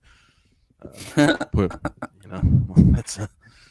Well, we have Millbilly on now, so before we jump to that Brendan segment, we will let him jump in here with us and help us consume some of this time. How's it going? Can you hear me? Yeah, I can hear you fine. How you doing? Okay, pretty good. How are you? I slept. Well, I enjoyed what I could watch of your segments, and I'm sure everybody else did as well. So, we didn't even get through all of it. There's still a few things we have to go through, but we're going to put all the links to all the documents. We're going to release them on Reddit and also in the description of the videos. Right, and that's the strangest thing about that is she requested a 32-page document, and then she only gets 2 pages. Where's the other 30 pages? Yeah. Where were them dogs at? Were they at the turnaround? The Western River? I'll be honest. There's four spots that her car is potentially spotted at, fitting her description of her vehicle, and they only go to 1 that we see. So why did they ignore the other 2 places when there's multiple reports of her car being at the turnaround? Let me ask you an obvious question. that I've seen a lot of people take issue with. Because I'll be honest with you, I've watched some of your dog, subjects on the dog, and I watched Eric Jose McNilla, whatever his name is. I watched a lot of theirs, and I want to ask an obvious question. All right, so what day are the dogs supposedly tracking her scent? Like how far after October 31st? They don't call in the scent dogs until the 7th. So I'm gonna ask and I might be just missing something here. I'm gonna ask an obvious question. This isn't to be combative. Are the dogs able to track that many days after somebody's been there? I know they're good. I had a dog trainer expert on last night, and she answered all the questions we had. Okay. Yeah, I had her on for segment 1. I pre-recorded her interview because she's actually in the hospital with COVID, and I'm thankful and grateful that she actually took the time out of her situation to do what she did for us. No, absolutely. Very, very enlightening, and all the questions that I did ask are what I was expecting to hear, and it's scary. What about the question? I remember you was talking about that because, like I said, I wasn't able to watch all of everybody's segment. What about the question you was talking about with the shoes? Did you get an answer to that? Yeah, she said they take the insoles, so her skin cells would be more prominent in them shoes than if somebody else was to wear her shoes and walk the same place. Right. But it's just, we go over. You'd have to watch it. We ask all kinds of questions, and I might have to go back. Yeah, I have to go back and rewatch it for sure. But so far, I've watched from everything that I have watched. Everything's been a success, and right after me, Eric Koza is going to be closing the entire event off. So make sure everybody goes over there to watch that, and I'm sure they will. But I wanted to get into this article. This lady I was going to have on. I wanted to get into this, what she wrote about the Brendan Dassey confession, and I would like to just read this, and then we can get Millbilly and Thomas's thoughts and stuff on it. Her name is Cynthia Najowski. I'm pretty sure I might not be pronouncing that correctly, but nonetheless, the title of the article is "The Supreme Court Fails to Use Science in Key Decision." And it says, in June, the U.S. Supreme Court declined to grant certiorari in the case of Dassey versus Dittman. As shown in the recent Netflix documentary series Making a Murder, Brendan Dassey was convicted in 2007 for the heinous sexual assault and murder of Teresa Halbach. Following several coercive interrogations, Dassey confessed to committing these crimes with his uncle. Although he retracted his confession immediately, his attempts to have it excluded from evidence were unsuccessful. Dassey's appeal for retrial was denied in 2010, and the decision that the Wisconsin Court of Appeals affirmed in 2013. Dassey continued to assert his innocence. 3 years later, a U.S. magistrate in the federal circuit court overturned his conviction. The state of Wisconsin then appealed to the U.S. Court of Appeals, the Seventh Circuit. Dassey's release was supported by a 3-judge panel, but a full 7-judge panel ultimately upheld his conviction unless paroled or pardoned. Dassey will spend the rest of his life in prison. Now, she says that the primary issue the Supreme Court was asked to consider involved the voluntariness of Dassey's confession. He was 16 years old when he confessed. He was also intellectually disabled.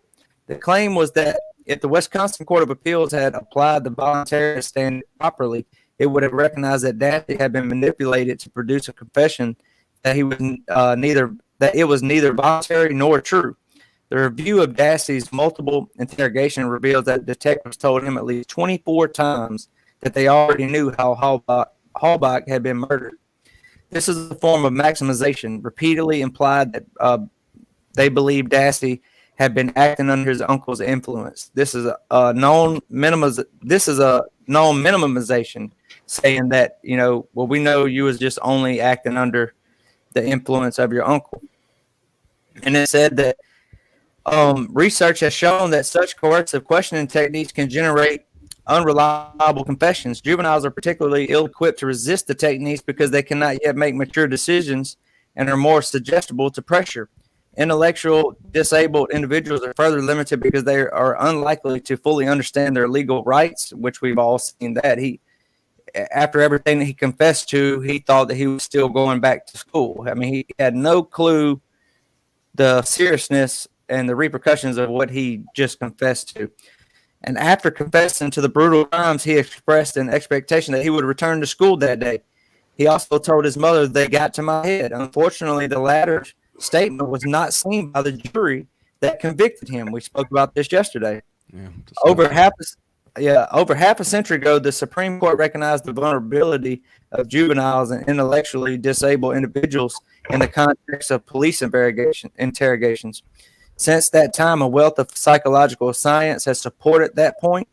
The APA summarized this literature in an amicus brief and submitted to encourage the Supreme Court to hear Dassey's case. Similar APA briefs discussing developmental psychological findings have influenced several decisions regarding the treatment of juvenile and disabled defendants, leading to the abolition of the death penalty for juveniles. So, I mean, I thought it was a very good article, and that's why I reached out to her, because I often wondered myself why the Supreme Court wouldn't, and I know they only select certain cases, but the Supreme Court wouldn't even take a look at this. And then the fact that the Seventh Circuit, the full panel, basically shot him down. I mean, it leaves them with very few options now in a confession that I think the popular consensus is clearly coerced. So, I mean, it's a tragedy. What, you want to comment on that, Thomas? I mean, like I was saying before, you have often with these cases where you see evidence of coercion in the interrogation, it's often the investigators are doing it in a more subtle way, just kind of giving them indications of what they want. But with Brendan Dassey's, I was surprised even the first time I watched it and everything, like, just how explicit that was. Like, how can anybody not see that this is not information that's just coming out, from a subject's mouth. This is being fed to him, and he's being actively browbeaten by these two individuals who there's a natural, just huge power imbalance there, and that's just ignored. And as is the fact, even his posture. When you look at the posture and the tone of voice that they're using, it's almost like watching somebody being like hypnotized or brainwashed, almost like the way that they go to this. They Fassbender speaks to him in this very paternal tone and this very kind of like, and he's just sitting there. I would really like to know what happened when the camera wasn't on, and when things were not recorded, like at Fox Hills and stuff, because with what we have is so bad that you have to wonder what was going on when they chose not to document what they were doing. I've always had a problem with on the 27th they take Brendan to a council room at school. They do an audio interview. We have that. Then they take him to the True Rivers Police Department and do a video interview. We have that, but the audio keeps cutting out through the whole thing. Right. But prior to them interviewing Bobby Dassey, all the investigators watch Brendan Dassey's video interrogation. Then they talk to Bobby. That's interesting. Why did they, after talking to Bobby, did they decide to get everybody taken to Fox Hills? And what actually did happen there? Right. I mean, there's a lot of different angles to it for sure, and I don't understand a lot of it. But you also got to put it in the context that Stephen Avery is about to make bail. Kratz tried stopping Dean from becoming his lawyer. He tried to get him stuck with the public defender. That didn't happen. They were desperate. Right. There was even an attempt made to freeze his defense fund at an early point. Mm-hmm. He had no chance from day one. From the day they arrested him, he had no chance. He should have never stopped his lawsuit. That was his first mistake. He should have kept it going. Explain that to me, though, Billy, because I've heard people say that before, and I don't want to sound uninformed, but explain that to me when you say that. How does he move forward with the charges that's brought against him if he has no money for attorneys? I mean, I'm not suggesting.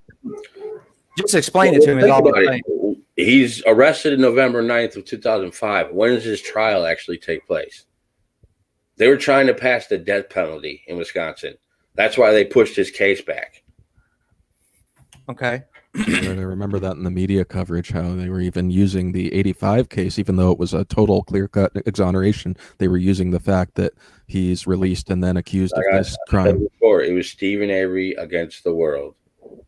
The only person he had on his side was his mother, his father. Right. They were there the whole time. It's the system, man. But explain, I guess what I'm asking is, okay, if they move forward with his trial against Teresa Halbach. No, just think if he would have went with his civil suit and they got found guilty of what they did. He now would have had a whole bunch of money, and he would have been easily able to argue that Manitowoc is trying to frame him again. Right. You're right. And more would have come out with Kosurik's deposition and Vogel's deposition. Who's to say that more people might have been deposed after Kosurik and Vogel went? They might have got Cohane in there too. You'd never know. And Kirk was trying his hardest to get out of it. He had his attorney send emails to Steve's attorneys trying to get out of it. He was told, no, you have to show up. You have to answer questions. Yeah. Yeah, no, I remember that there were calls going back and forth there and everything, and that's why it's I can't say it enough. Just the fact that he would be arrested on the eve of Kosurik's scheduled deposition, like no way, that's a coincidence. And why is Dennis Jacobs calling Calumet Dispatch the day before that deposition is to take place? Because he wants to talk to the lead investigators at Calumet. Because he just talked to his neighbor. His neighbor is Tom Kosurik. Mm-hmm. And Dennis Jacobs, of course, the same one who was saying, do we have him in custody yet? Yeah. Do we have a body yet? Do we have Stephen Avery in custody? Just like when they call Link. Link is in Green Bay at the Green Bay police station. They notify him that, we found her car. What does Link say? Well, if there's car there, her body's got to be there somewhere. They're already assuming she's dead. Yep. And she's just a missing person. All they found was her car. Right. Almost seemed like... Another thing. Why do they wait so many days to call in the scent dogs? Why do they ask the scent handler people, can you track her car? Oh, yes, but her car's not there no more. We can't track it. Why didn't they bring them in first? Probably because they would have went to her car and they wouldn't have been tracking her scent because that's not her car. I'm going to say it again till Zellner gets it.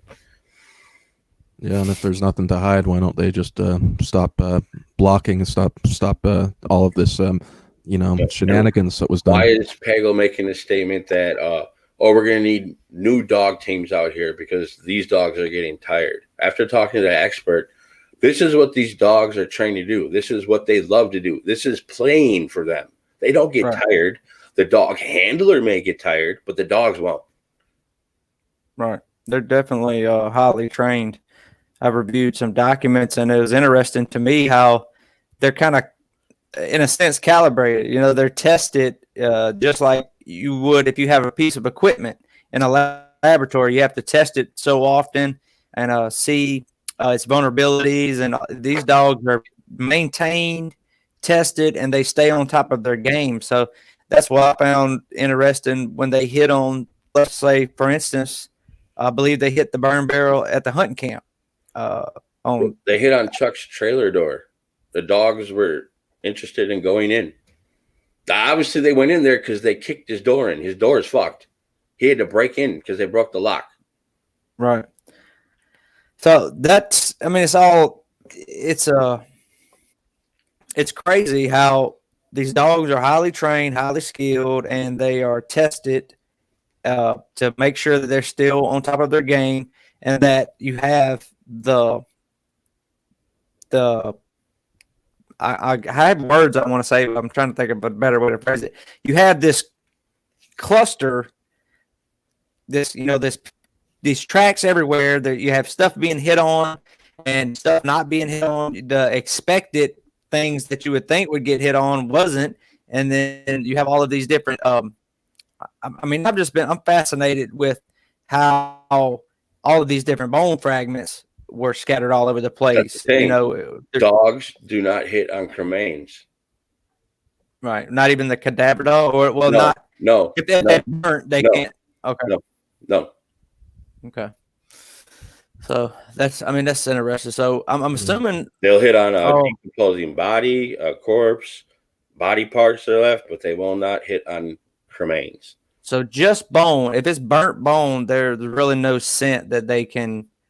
Okay. No. So that's another Because what I interesting. understand from the expert told me, I'm no expert in this. I'm just relaying what she told me. As Right. soon as you die, the gases in your digestive system, you go from your mouth all the way to your anus. It's all connected. So Right. that's the gases start coming out your nose first. And they say within a few minutes, the bot flies are on it like white on rice. And she said, like, if the person's deceased and they have a cut, they'll go to the nose first, regardless. Because that's where they want to lay their eggs. It's just very, very interesting that there would be this delay in bringing those dogs in. You'd think that would be the immediate push to try to ascertain what we're dealing with, and if we can, if there is somebody that can be, if she's still alive, or if she could be helped and everything like that. That's just that they would have that delay. The only thing that makes sense to me is that they were afraid of what those dogs might find and where they might go. I think they're using the dogs to clean up everything. That's an interesting. So they were kind of like anything that was missed. Why do they bring Bushman on the 7th? He's a dog handler. He knows all their capabilities. He knows what they look for. He knows how to cover scent. Why do they keep the dogs from going on Cuss Road? They send them back. They tell all the search groups regroup, and then they let the dogs in there. And the dog handler even states that the dog gave an indication that something's been disturbed. Do we know who told Faust get out of here and everything like that? Do we know who said that? It was Manitowoc. They were covered. Yeah. They were in charge of the whole scene. But you read their summer report, they're not even there. And then of course Bushman was heading up that team there on the 7th. Yeah. That's he was the team leader of Search Team A.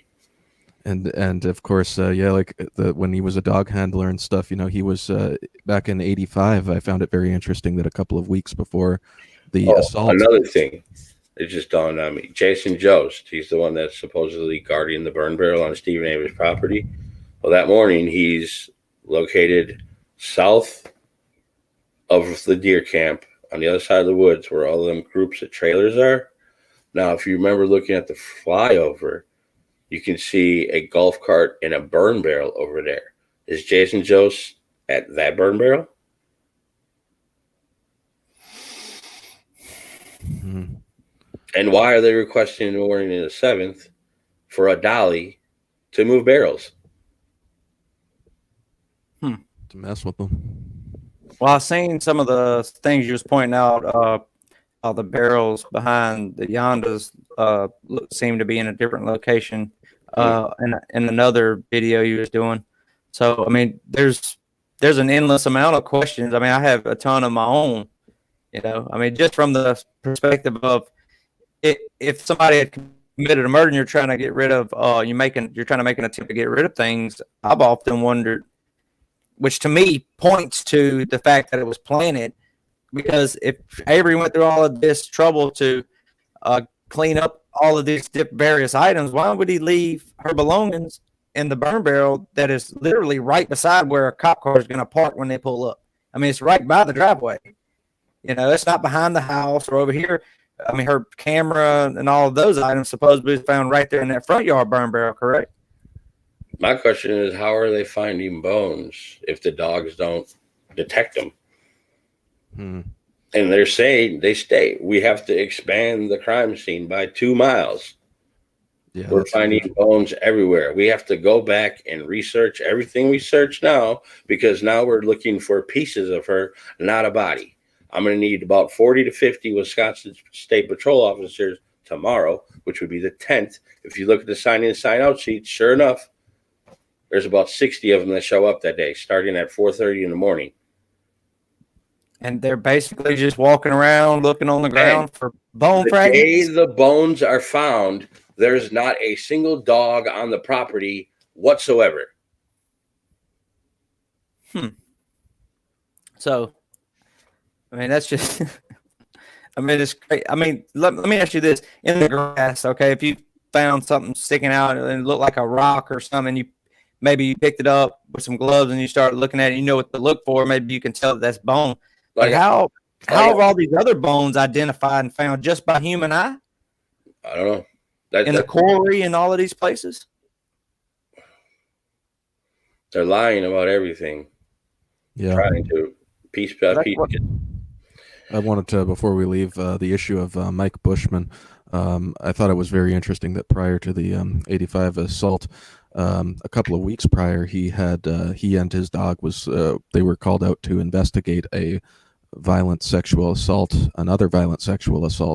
in which Avery had a clear alibi and in which Gregory Allen was actually their prime suspect, and it looks like it was Gregory Allen.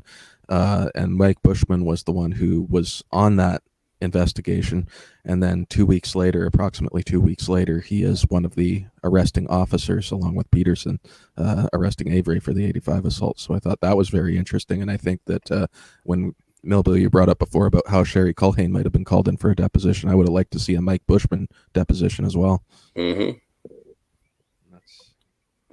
Well, Thomas, in previous conversations we had in videos, we've talked about Bushman quite a lot. I mean, that one where we're talking about, the fraternity Order of Eagles, they're both standing there in that newspaper clip. Right there, Bushman's he's Bushman and Kasur. Bushman's being recognized for various things, and he talks about him being a K9 handler and all of that. So, I mean, it's definitely interesting, all of the different connections and different ways you could look at this. But I mean, I think it all boils down to the fact that there was no way they was going to look at anybody else other than Stephen Avery, whatever thought process you want. If you want to say it's all a lie, conspiracy, or whatever, the fact is Stephen Avery was going to go down for that crime regardless. And Brendan got swept up in that to solidify, in my opinion, the conviction of Stephen Avery.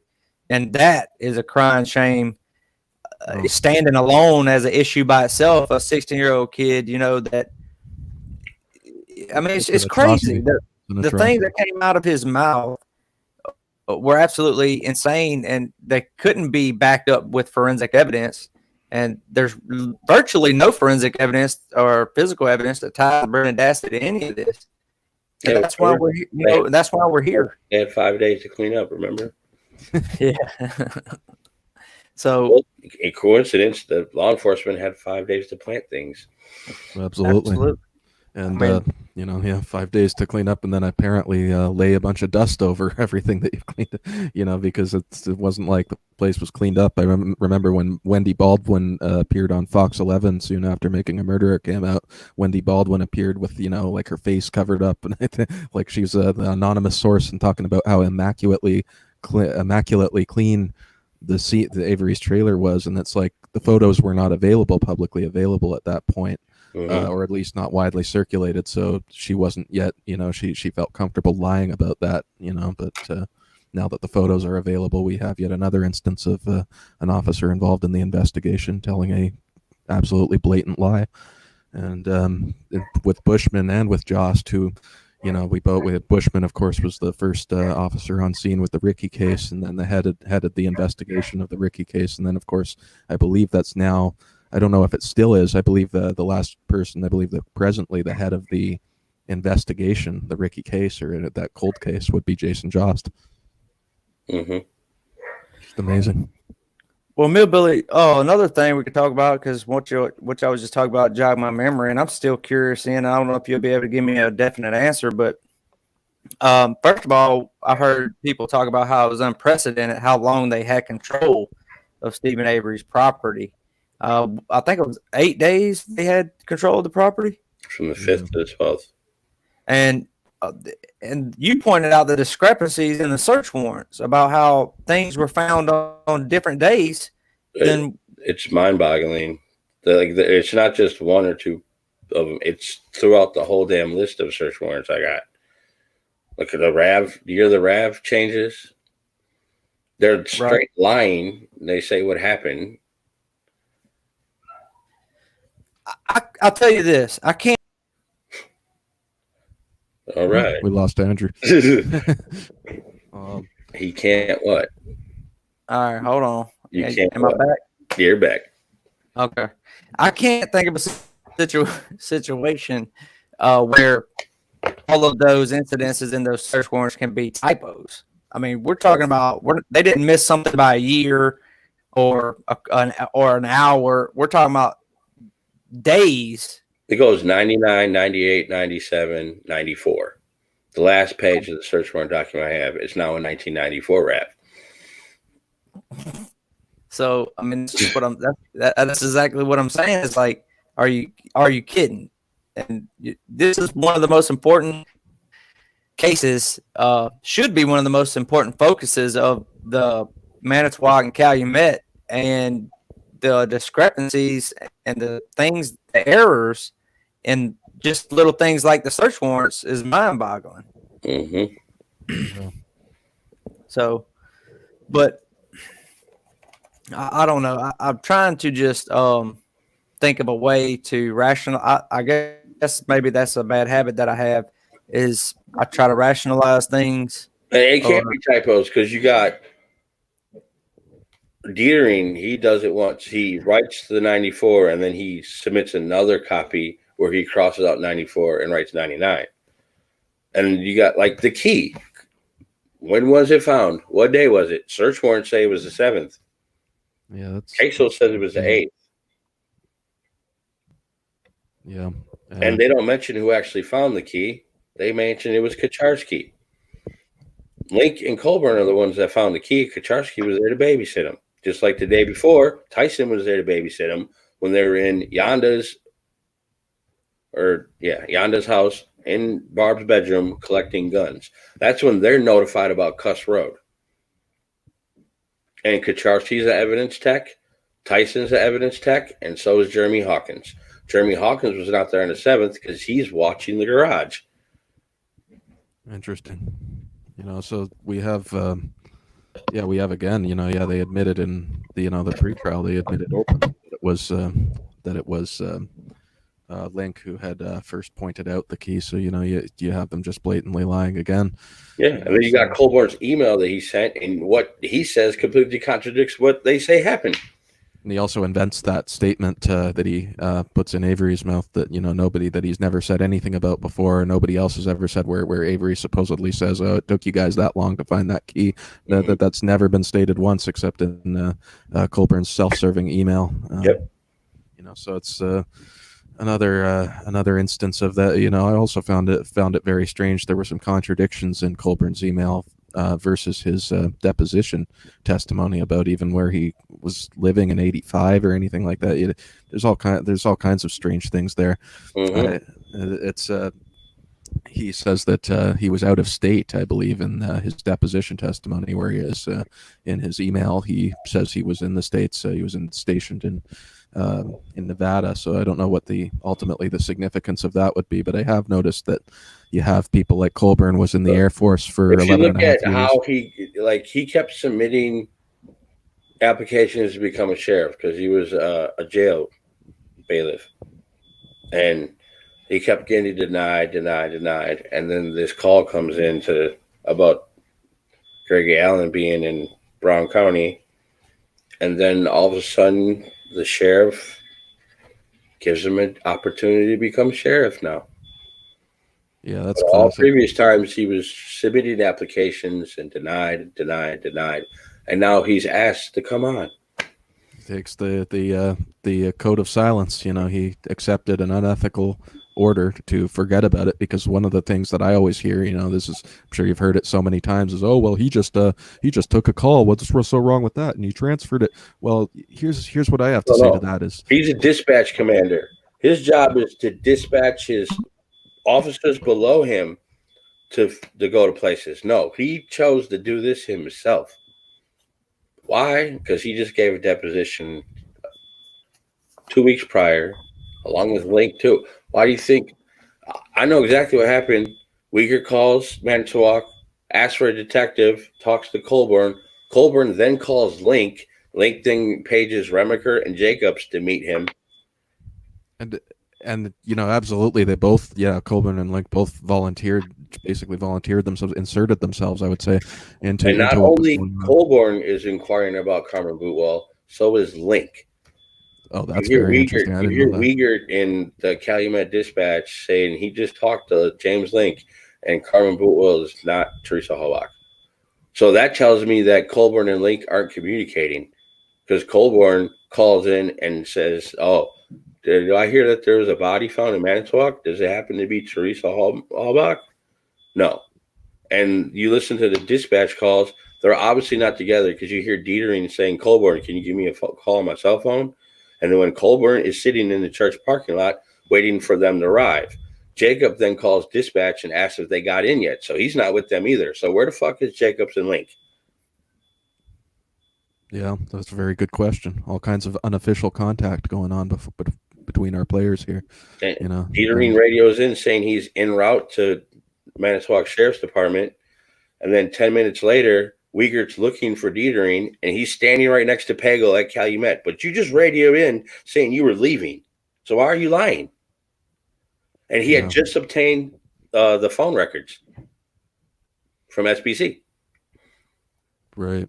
And like with Colburn, you know, I understand. Yeah, both of them totally inserted themselves. But you know, I was even talking about back to '95, like with the jail call and everything like that. That you know, when people say that, oh well, why is that unethical? He just told his superiors, and then it's their fault. Well, if I'm Colburn and my superiors tell me forget about it, you've just heard, and then I hear that they're appealing this guy's conviction based on DNA that was under the victim's fingernails, you don't think I would go approach the civil attorneys and say, listen, I heard this, and here's you know who you need to, it's from Brown County, you should look into this, you know. And so at the very best, Colburn showed himself to be somebody who is entirely willing to follow unethical orders. State of Wisconsin knew who Stephen Avery was. Yeah, I get the same impression reading those depositions too. You know, even before with the 85, there are all these people trying to minimize their knowledge of it. You have Griesbach mysteriously not taking the DA's office, even though he won the election, but then he says he didn't take it for personal reasons. I think that he knew that what was coming down the pike, and he wanted to get out of the way. You know, Griesbach's one of the first DAs on site on the 5th. Yeah, that when I saw that's stunning. That's absolutely stunning. And Earl even questions, like, how did they get there so damn fast? Well, I know why, because Remacher was told to go there. He talks to Wiegert early in the morning. They're talking about, Zipper might have been her last stop. Remacher asked, do you have her cell phone records? And he says, Dietering has them. He said, okay, I'll be at the office till 4. If you need me, just shoot me a line. A few minutes later, he calls him back. Change of plans. Boss wants us to go do something. Right. That's why Remacher is the first one on the property on the 5th. When the car for first one, Kosurik's cousin. You know, so you have a cousin of one of the named defendants in the lawsuit who's involved from the very outset. You know, just who was the first officer on scene essentially after the discovery of the vehicle. You know, and that is incredible. I mean, and Remacher, of course, was also the one who headed the Carmen Boutwell investigation after it appears that Link and Colburn were on it. And then, of course, Remacher is handed the case and allowed to almost immediately declares that the case will not be solved. You know, just look what Link and Colburn did to Debbie. They straight lied to her. Said we contacted DCI. Come to find out, she goes to them, we don't even know anything about this. They gave her some sob story. We looked, we can't find. We're probably an illegal alien. He probably took off to Mexico. Yeah, or tried to blame the cab driver, tried to blame the dead guy, you know, and then you had also Colburn just tells Debbie that he sent those paint chips, and then the crime lab refuses to confirm whether or not they've received them. So, you know, you have both funny business on both Colburn's part and the crime lab's part. Why wouldn't you confirm that to the victim's just mother? The lack of reports, they don't follow protocol whatsoever. Even if you look at the 04 fire case, they don't do things like they should have. They don't call it a fire investigation until 10 days later. Yeah. And why? It's Barb's vehicle. Why are they talking to Stephen Avery first? It's just like in 2005. They go to talk to Barb Yondo. What do? They talk to Stephen Avery first. Yeah. Nan's Life 7 says Greasebox says he was there to help with warrant documents, but there were 5 DAs there on the day the RAB was found. No need for 5 DAs. Do you think there were 5 at CB Carmen Bootwell's? Nope, not one. And why were they all meeting at Jerome Fox's private residence? Like, is that the way that government is supposed to work? Are they supposed to be discussing things about who's going to be given the case? Because that's where they gave Kratz the case, and drafting search warrants at somebody's private home with no, Well, it was a Saturday. There's okay. No courts on Saturday and Sundays. So. But then they mentioned that afterward, after they meet at his residence, then they cross over to his office and stuff. I'm like, why weren't they at his office to begin with? But they also has something about Jerome Fox that I find is a very curious fact, is that there is a Jerry Fox listed as being Lori Avery's divorce attorney at the time of that really ugly dispute there, and I'm guessing that that would be the same person, and it's just insane to me that you would again have that guy presiding over the Brendan Dassey's trial. I mean, he's so whichever side of the fence you fall on, he's way too close to it if that is in fact the same Jerry Fox who's listed as Lori Avery, now Lori Dassey's divorce attorney, and so that's yet another instance of absurd conflict of interest in this case.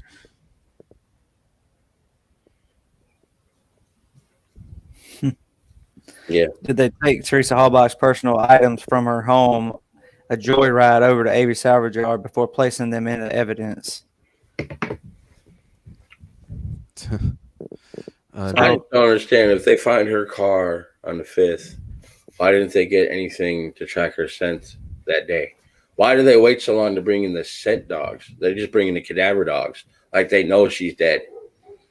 And it's Manitowoc that requests those dogs to come, not Calumet. I got a question for you, Millbilly, I believe. Let me see if I can get it up on the screen. It says Millbilly Greasebox states in his book that he goes to Avery's salvage yard at the beginning of the investigation, and they find bones in the burn barrel next to Stephen Avery's trailer. How did he get this detail wrong? Because he's being told what law enforcement told him. That's my only guess. Well, yeah, and he was saying before that they found a whole set of Teresa Halbach's keys in Avery's trailer. He said that elsewhere in the book, or in his first book. So that's yet another instance of Greaseback lying or just revealing his ignorance of the facts of the case. Why does Wiegert mention bones one time on November 9th to Stephen Avery, and then he references Teresa Halbach as a body, not bones, a body? Wow. He said the dogs took us where the plates were. The dogs took us to where her body was. Hold on a second. You said the dogs took them to where the plates was? Yeah, if you listen to Stephen Avery's interview. Well, I mean, that's inaccurate. They're in there just talking normal, asking him questions. He's explaining. And then he brings up Tammy Weber and that the cops are framing him. They leave the room because they have to get that warrant signed for his felony with possession of a gun. As soon as they get back in the room, what does Fassbender say? Oh, you want to see this? And then they can grill the fuck out of him.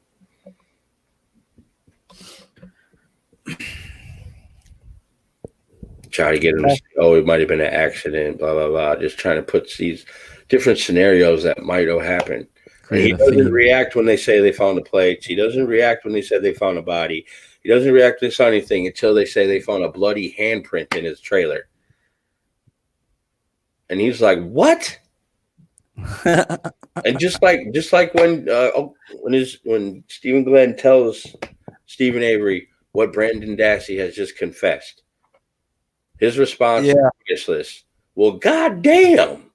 Yeah, it is that I was hoping you wouldn't bring that up, because that's what I was about to go to because you jogged my memory.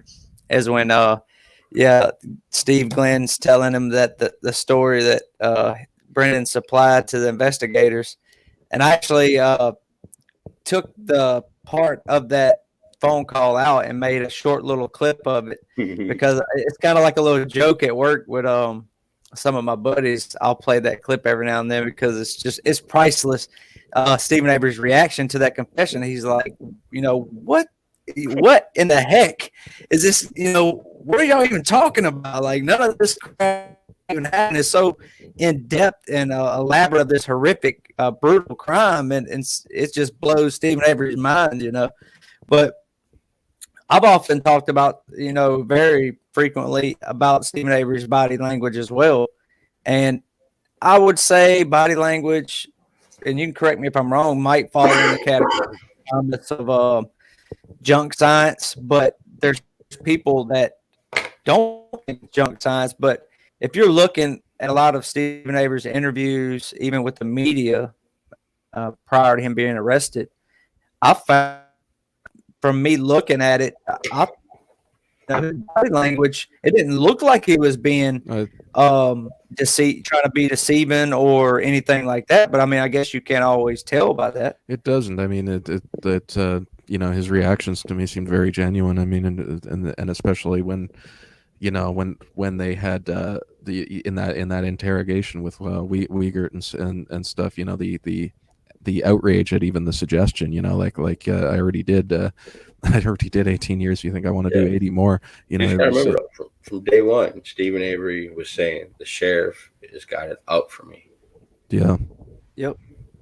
And yep. And just to find that every stage of this investigation, the investigators acted as if they already knew what the next stage would be before they possibly could know that. That's just been one of the defining characters of this investigation, is this kind of choreographed nature of it. And then at every stage you find these individuals who were interested parties. So I think that just really that defines the case, is that it was very clearly just an operation targeting Avery from the very beginning. Mm-hmm. I don't think Avery gets convicted if they don't get that coerced confession out of Brenton. That's a question that I haven't asked people. But Millbilly, we'll start with you. I mean, what are your opinions, regardless of all of these different things they lied about and planned it? Do you think Avery gets convicted without Dassey's confession? No, I don't either. Because even the news reports were questioning the evidence they had before Brendan Dassey's confession. Yeah, and all the locals, it seemed like there was a lot of people just that were openly calling it a frame job before that they had. Like I said, I was on the fence of Stephen Avery being guilty or innocent prior to Brendan Dassey's confession. That's what made me think, okay, maybe he did do this, because the way the media portrayed everything. Right, because you don't have the tape and everything where you can see his demeanor and everything. They tell it like it was just this stunning bombshell confession. That was you imagine somebody just crying and spilling their guts out. When you actually watch the tape, you just see it's the absolute opposite of that. Like when I first got into researching this case, I went to see if Stephen Avery could have possibly done this. 100% no. Out of all the research I've done, I'm finding more things to prove he didn't do this. Right. It's just so much. The more of the audio that you've dug up and everything, it's like every time I check out your channel, there's just another huge thing that's just does not make sense. I still have a bunch to release. They're all audio transmissions from Calumet Dispatch. I put all the dispatch calls out there for Calumet and Manitowoc. I'm just going through the transmission calls now. I mean, I'm going to ask you guys this question. Please respond in the comments. Should I play the whole day in time, or just what I deem to be important? Okay, ask that one more time, Hillbilly, so make sure everybody heard it. The intermission calls go from midnight to midnight. Should I play every single call in order, or just pick out the ones that I seem important? Well, I'm sure we'll start getting responses here in a second. I would suggest certainly it would be good to put the highlights, but then also to put the whole day as well, to just kind of give it an opportunity for as many eyes to be on that as possible. And we all notice different things or pick up on different names that come out and stuff. So probably I would say both and. Yeah. Everybody so far saying just what you think is important, Millbilly. But yeah, like Thomas said, you could probably do.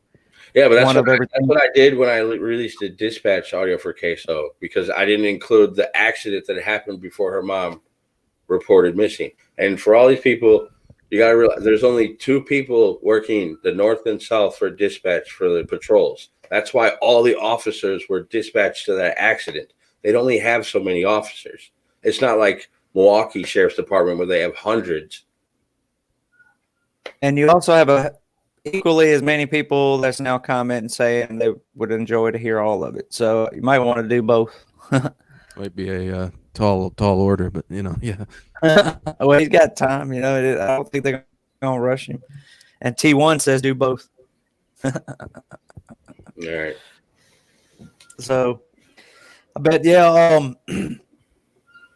that's one thing. That's one of your areas of expertise. I'll be honest with you, Billy. I've tried listening to a lot of those dispatch calls, and it's hard for me to make out exactly what they're talking about. I know you spend a lot of time doing it, so therefore you get better at it as you go, being able to identify, their handles and what they're saying and who is saying it.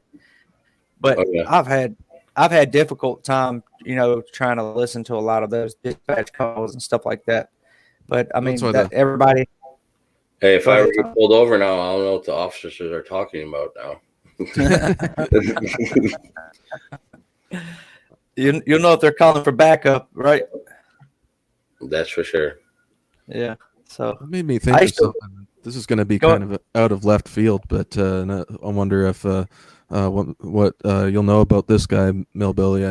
I haven't heard a lot of discussion about him, but I found it just very weird and very suspicious. There was a character who was shot to death in Manawoc soon after after Making a Murderer was released. He died in early February of 2016. His name was Kor Yang, Koryang. Mm-hmm. He was answered his door in the early morning hours, I believe, and was just shot in the chest and killed.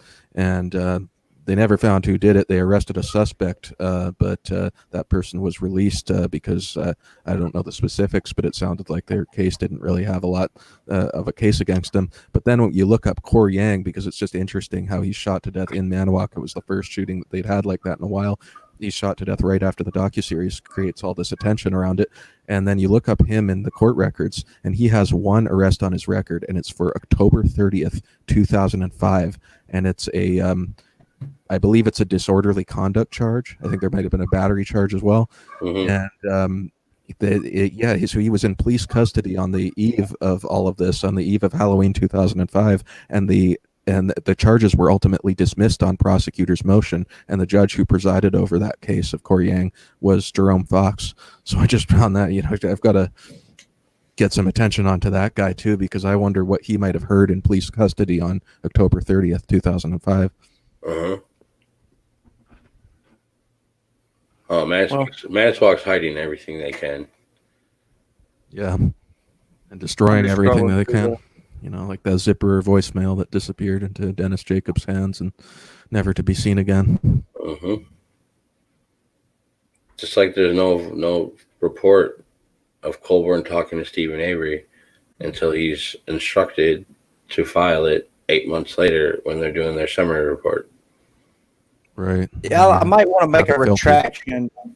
I might want to make a retraction on my previous comment. I didn't intend to say that body language, stuff like that, is junk science. I'm just saying that sometimes people suggest that it is because definitely just having an audio interview and having audio and video together is way better.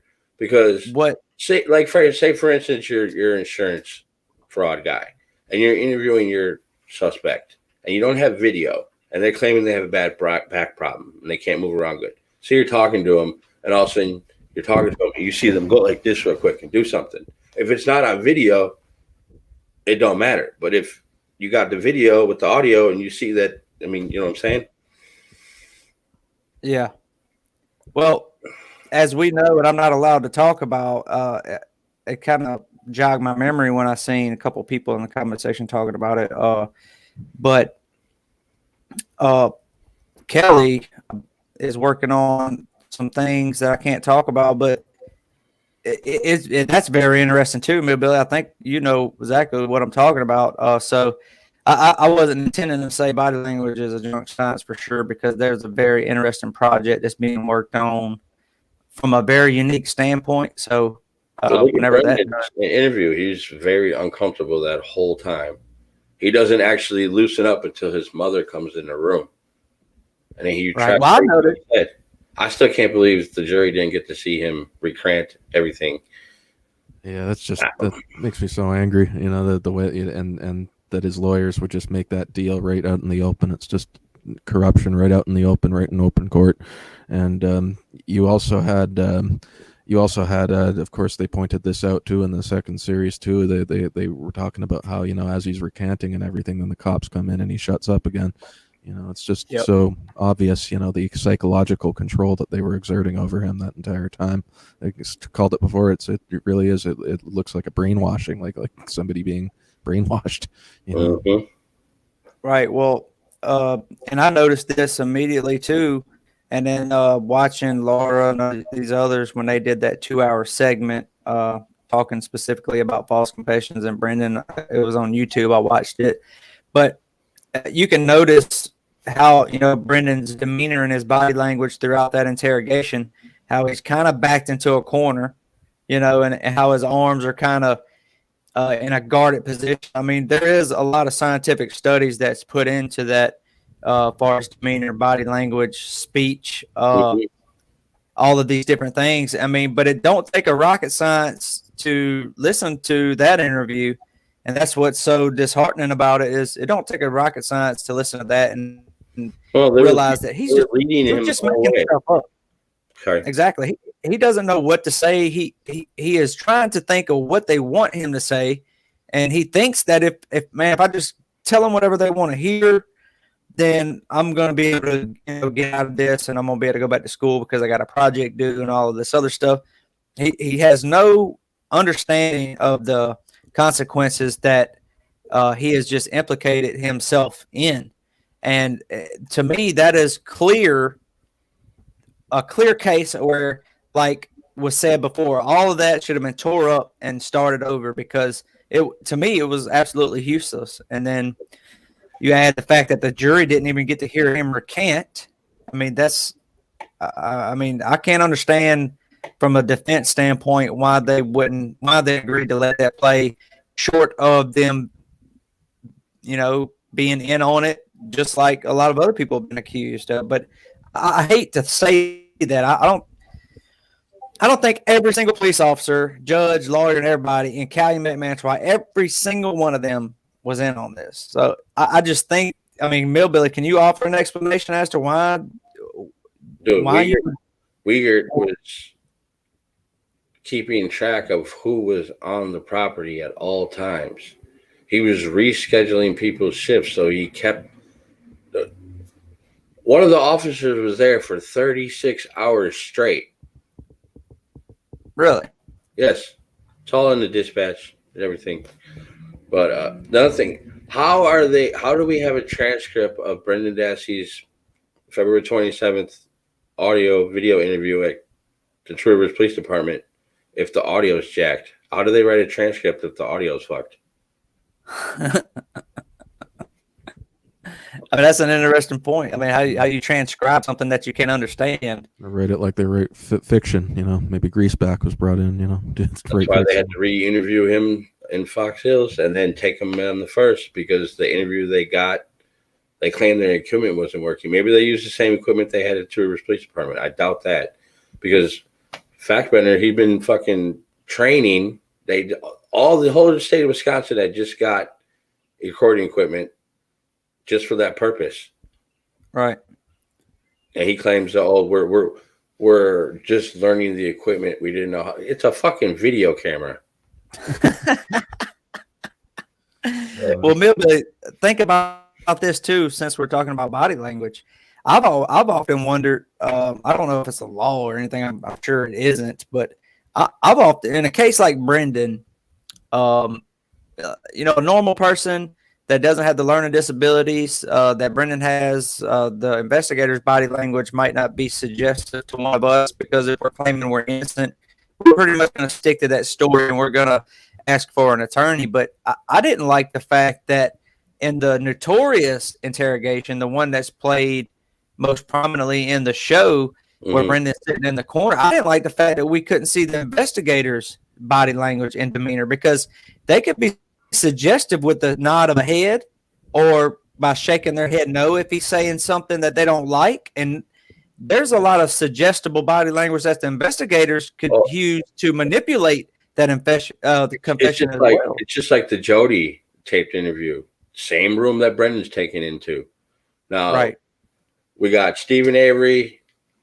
They got him walking in with the investigators into the room. Then they sit down and do the interview. Brendan Dassey, we got them coming into the room, sitting down to do the interview.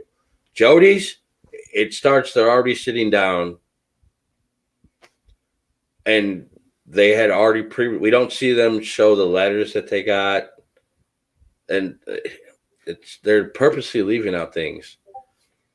Just like people recently FOIA'd Stephen Jody calls from jail, and they won't release them at all. How do they justify that?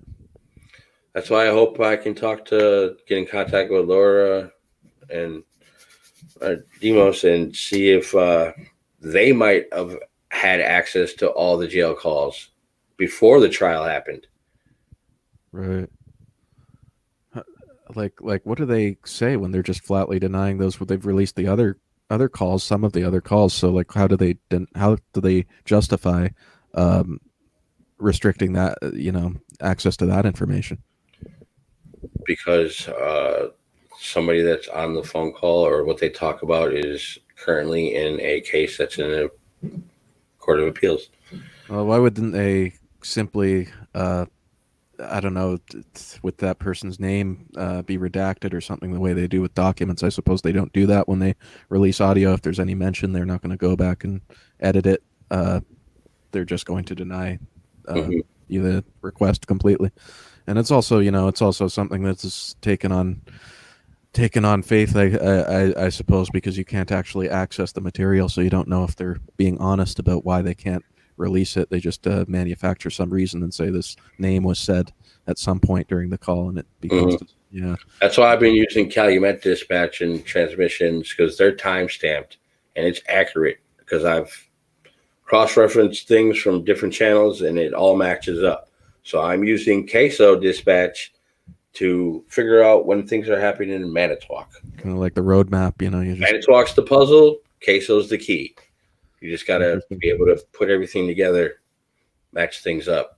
It's like a wilderness of mirrors, really, and that's why I've considered the work that you're doing so admirable, is because that's what I've said before. The only thing that's we know that the official story is garbage. We already have proven that many times over. So the only thing that is going to move this thing forward is to get new information, just constantly getting new information to, not only show that the official story is garbage, because we've already done that, but to explain exactly what happened and establish what we know and establish, and that's going to be the road that leads to accountability.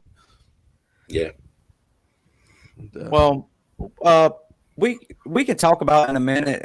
Most everybody's familiar with, but I'm sure there's quite a few people that is listening or will listen to this. Hopefully, that may not know what options Stephen Avery has and what's going on with Kathleen's motion. But for a second, I'd like to talk about what's Millbilly. Maybe you can help, and Thomas, with this. I know that his attorney got a list together of experts that they went before the governor and they tried to get clemency for Brendan Dassey, and I think that was denied. I mean, what other options are we for Brendan? Evidence. Yeah, new evidence. That's the only thing that's going to help him.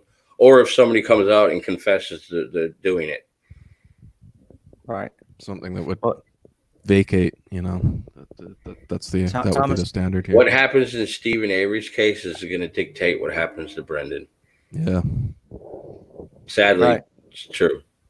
If Brad Schimmel wouldn't have did what the fuck he did, and they would have released him like they should have, who knows?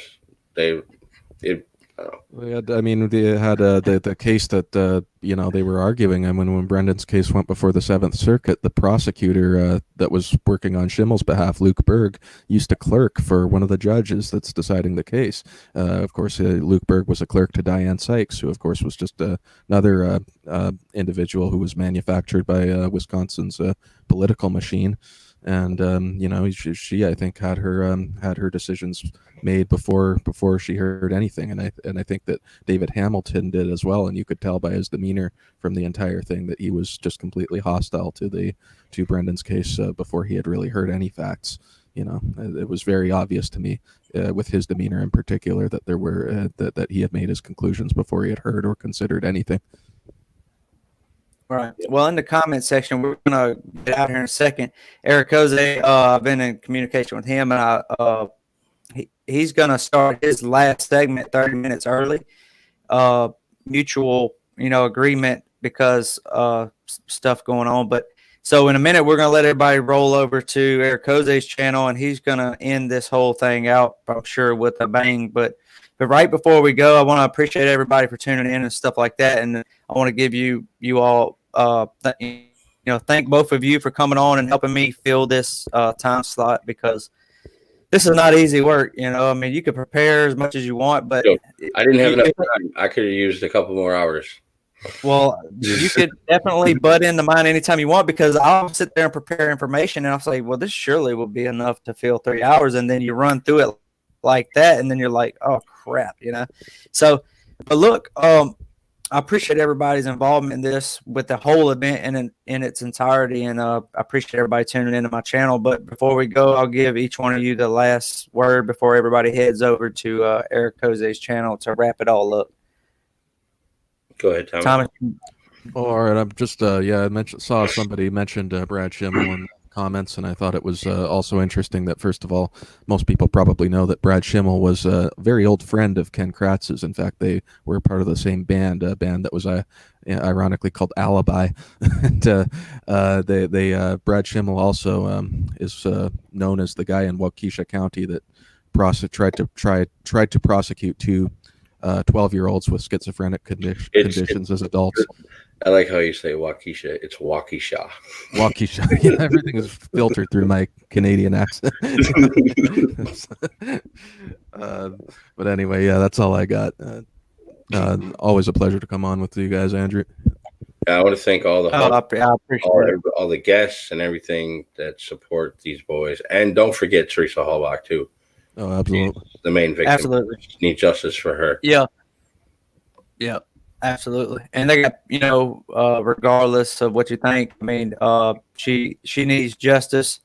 And so does Stephen and Brendan. And somebody mentioned sometimes she often is forgot because of the despicable level of corruption and things that are intriguing within the case that happened to Stephen Avery. But absolutely, it's all about getting justice for Teresa. So, I mean, you're 100% right on that. So we're going to go ahead and wrap everything up. And like I said, I appreciate everybody's involvement with my channel and the whole event. And for the people that's helped me, Dr. Krane and Thomas Myrtle. Thomas, you was a true champion. I wouldn't have been able to make 3-hour segments without you. I'm going to put it that way. There's just no way I could talk for 3 hours. So appreciate everything. And everybody, make sure you head over to Eric Jose's channel. I'm pretty sure he's going to knock it out of the park and end Mam-a-Thon 2020. Absolutely. So thank you, Billy. Oh, no problem. Anytime. Everybody have a good one. All right. Bye, guys.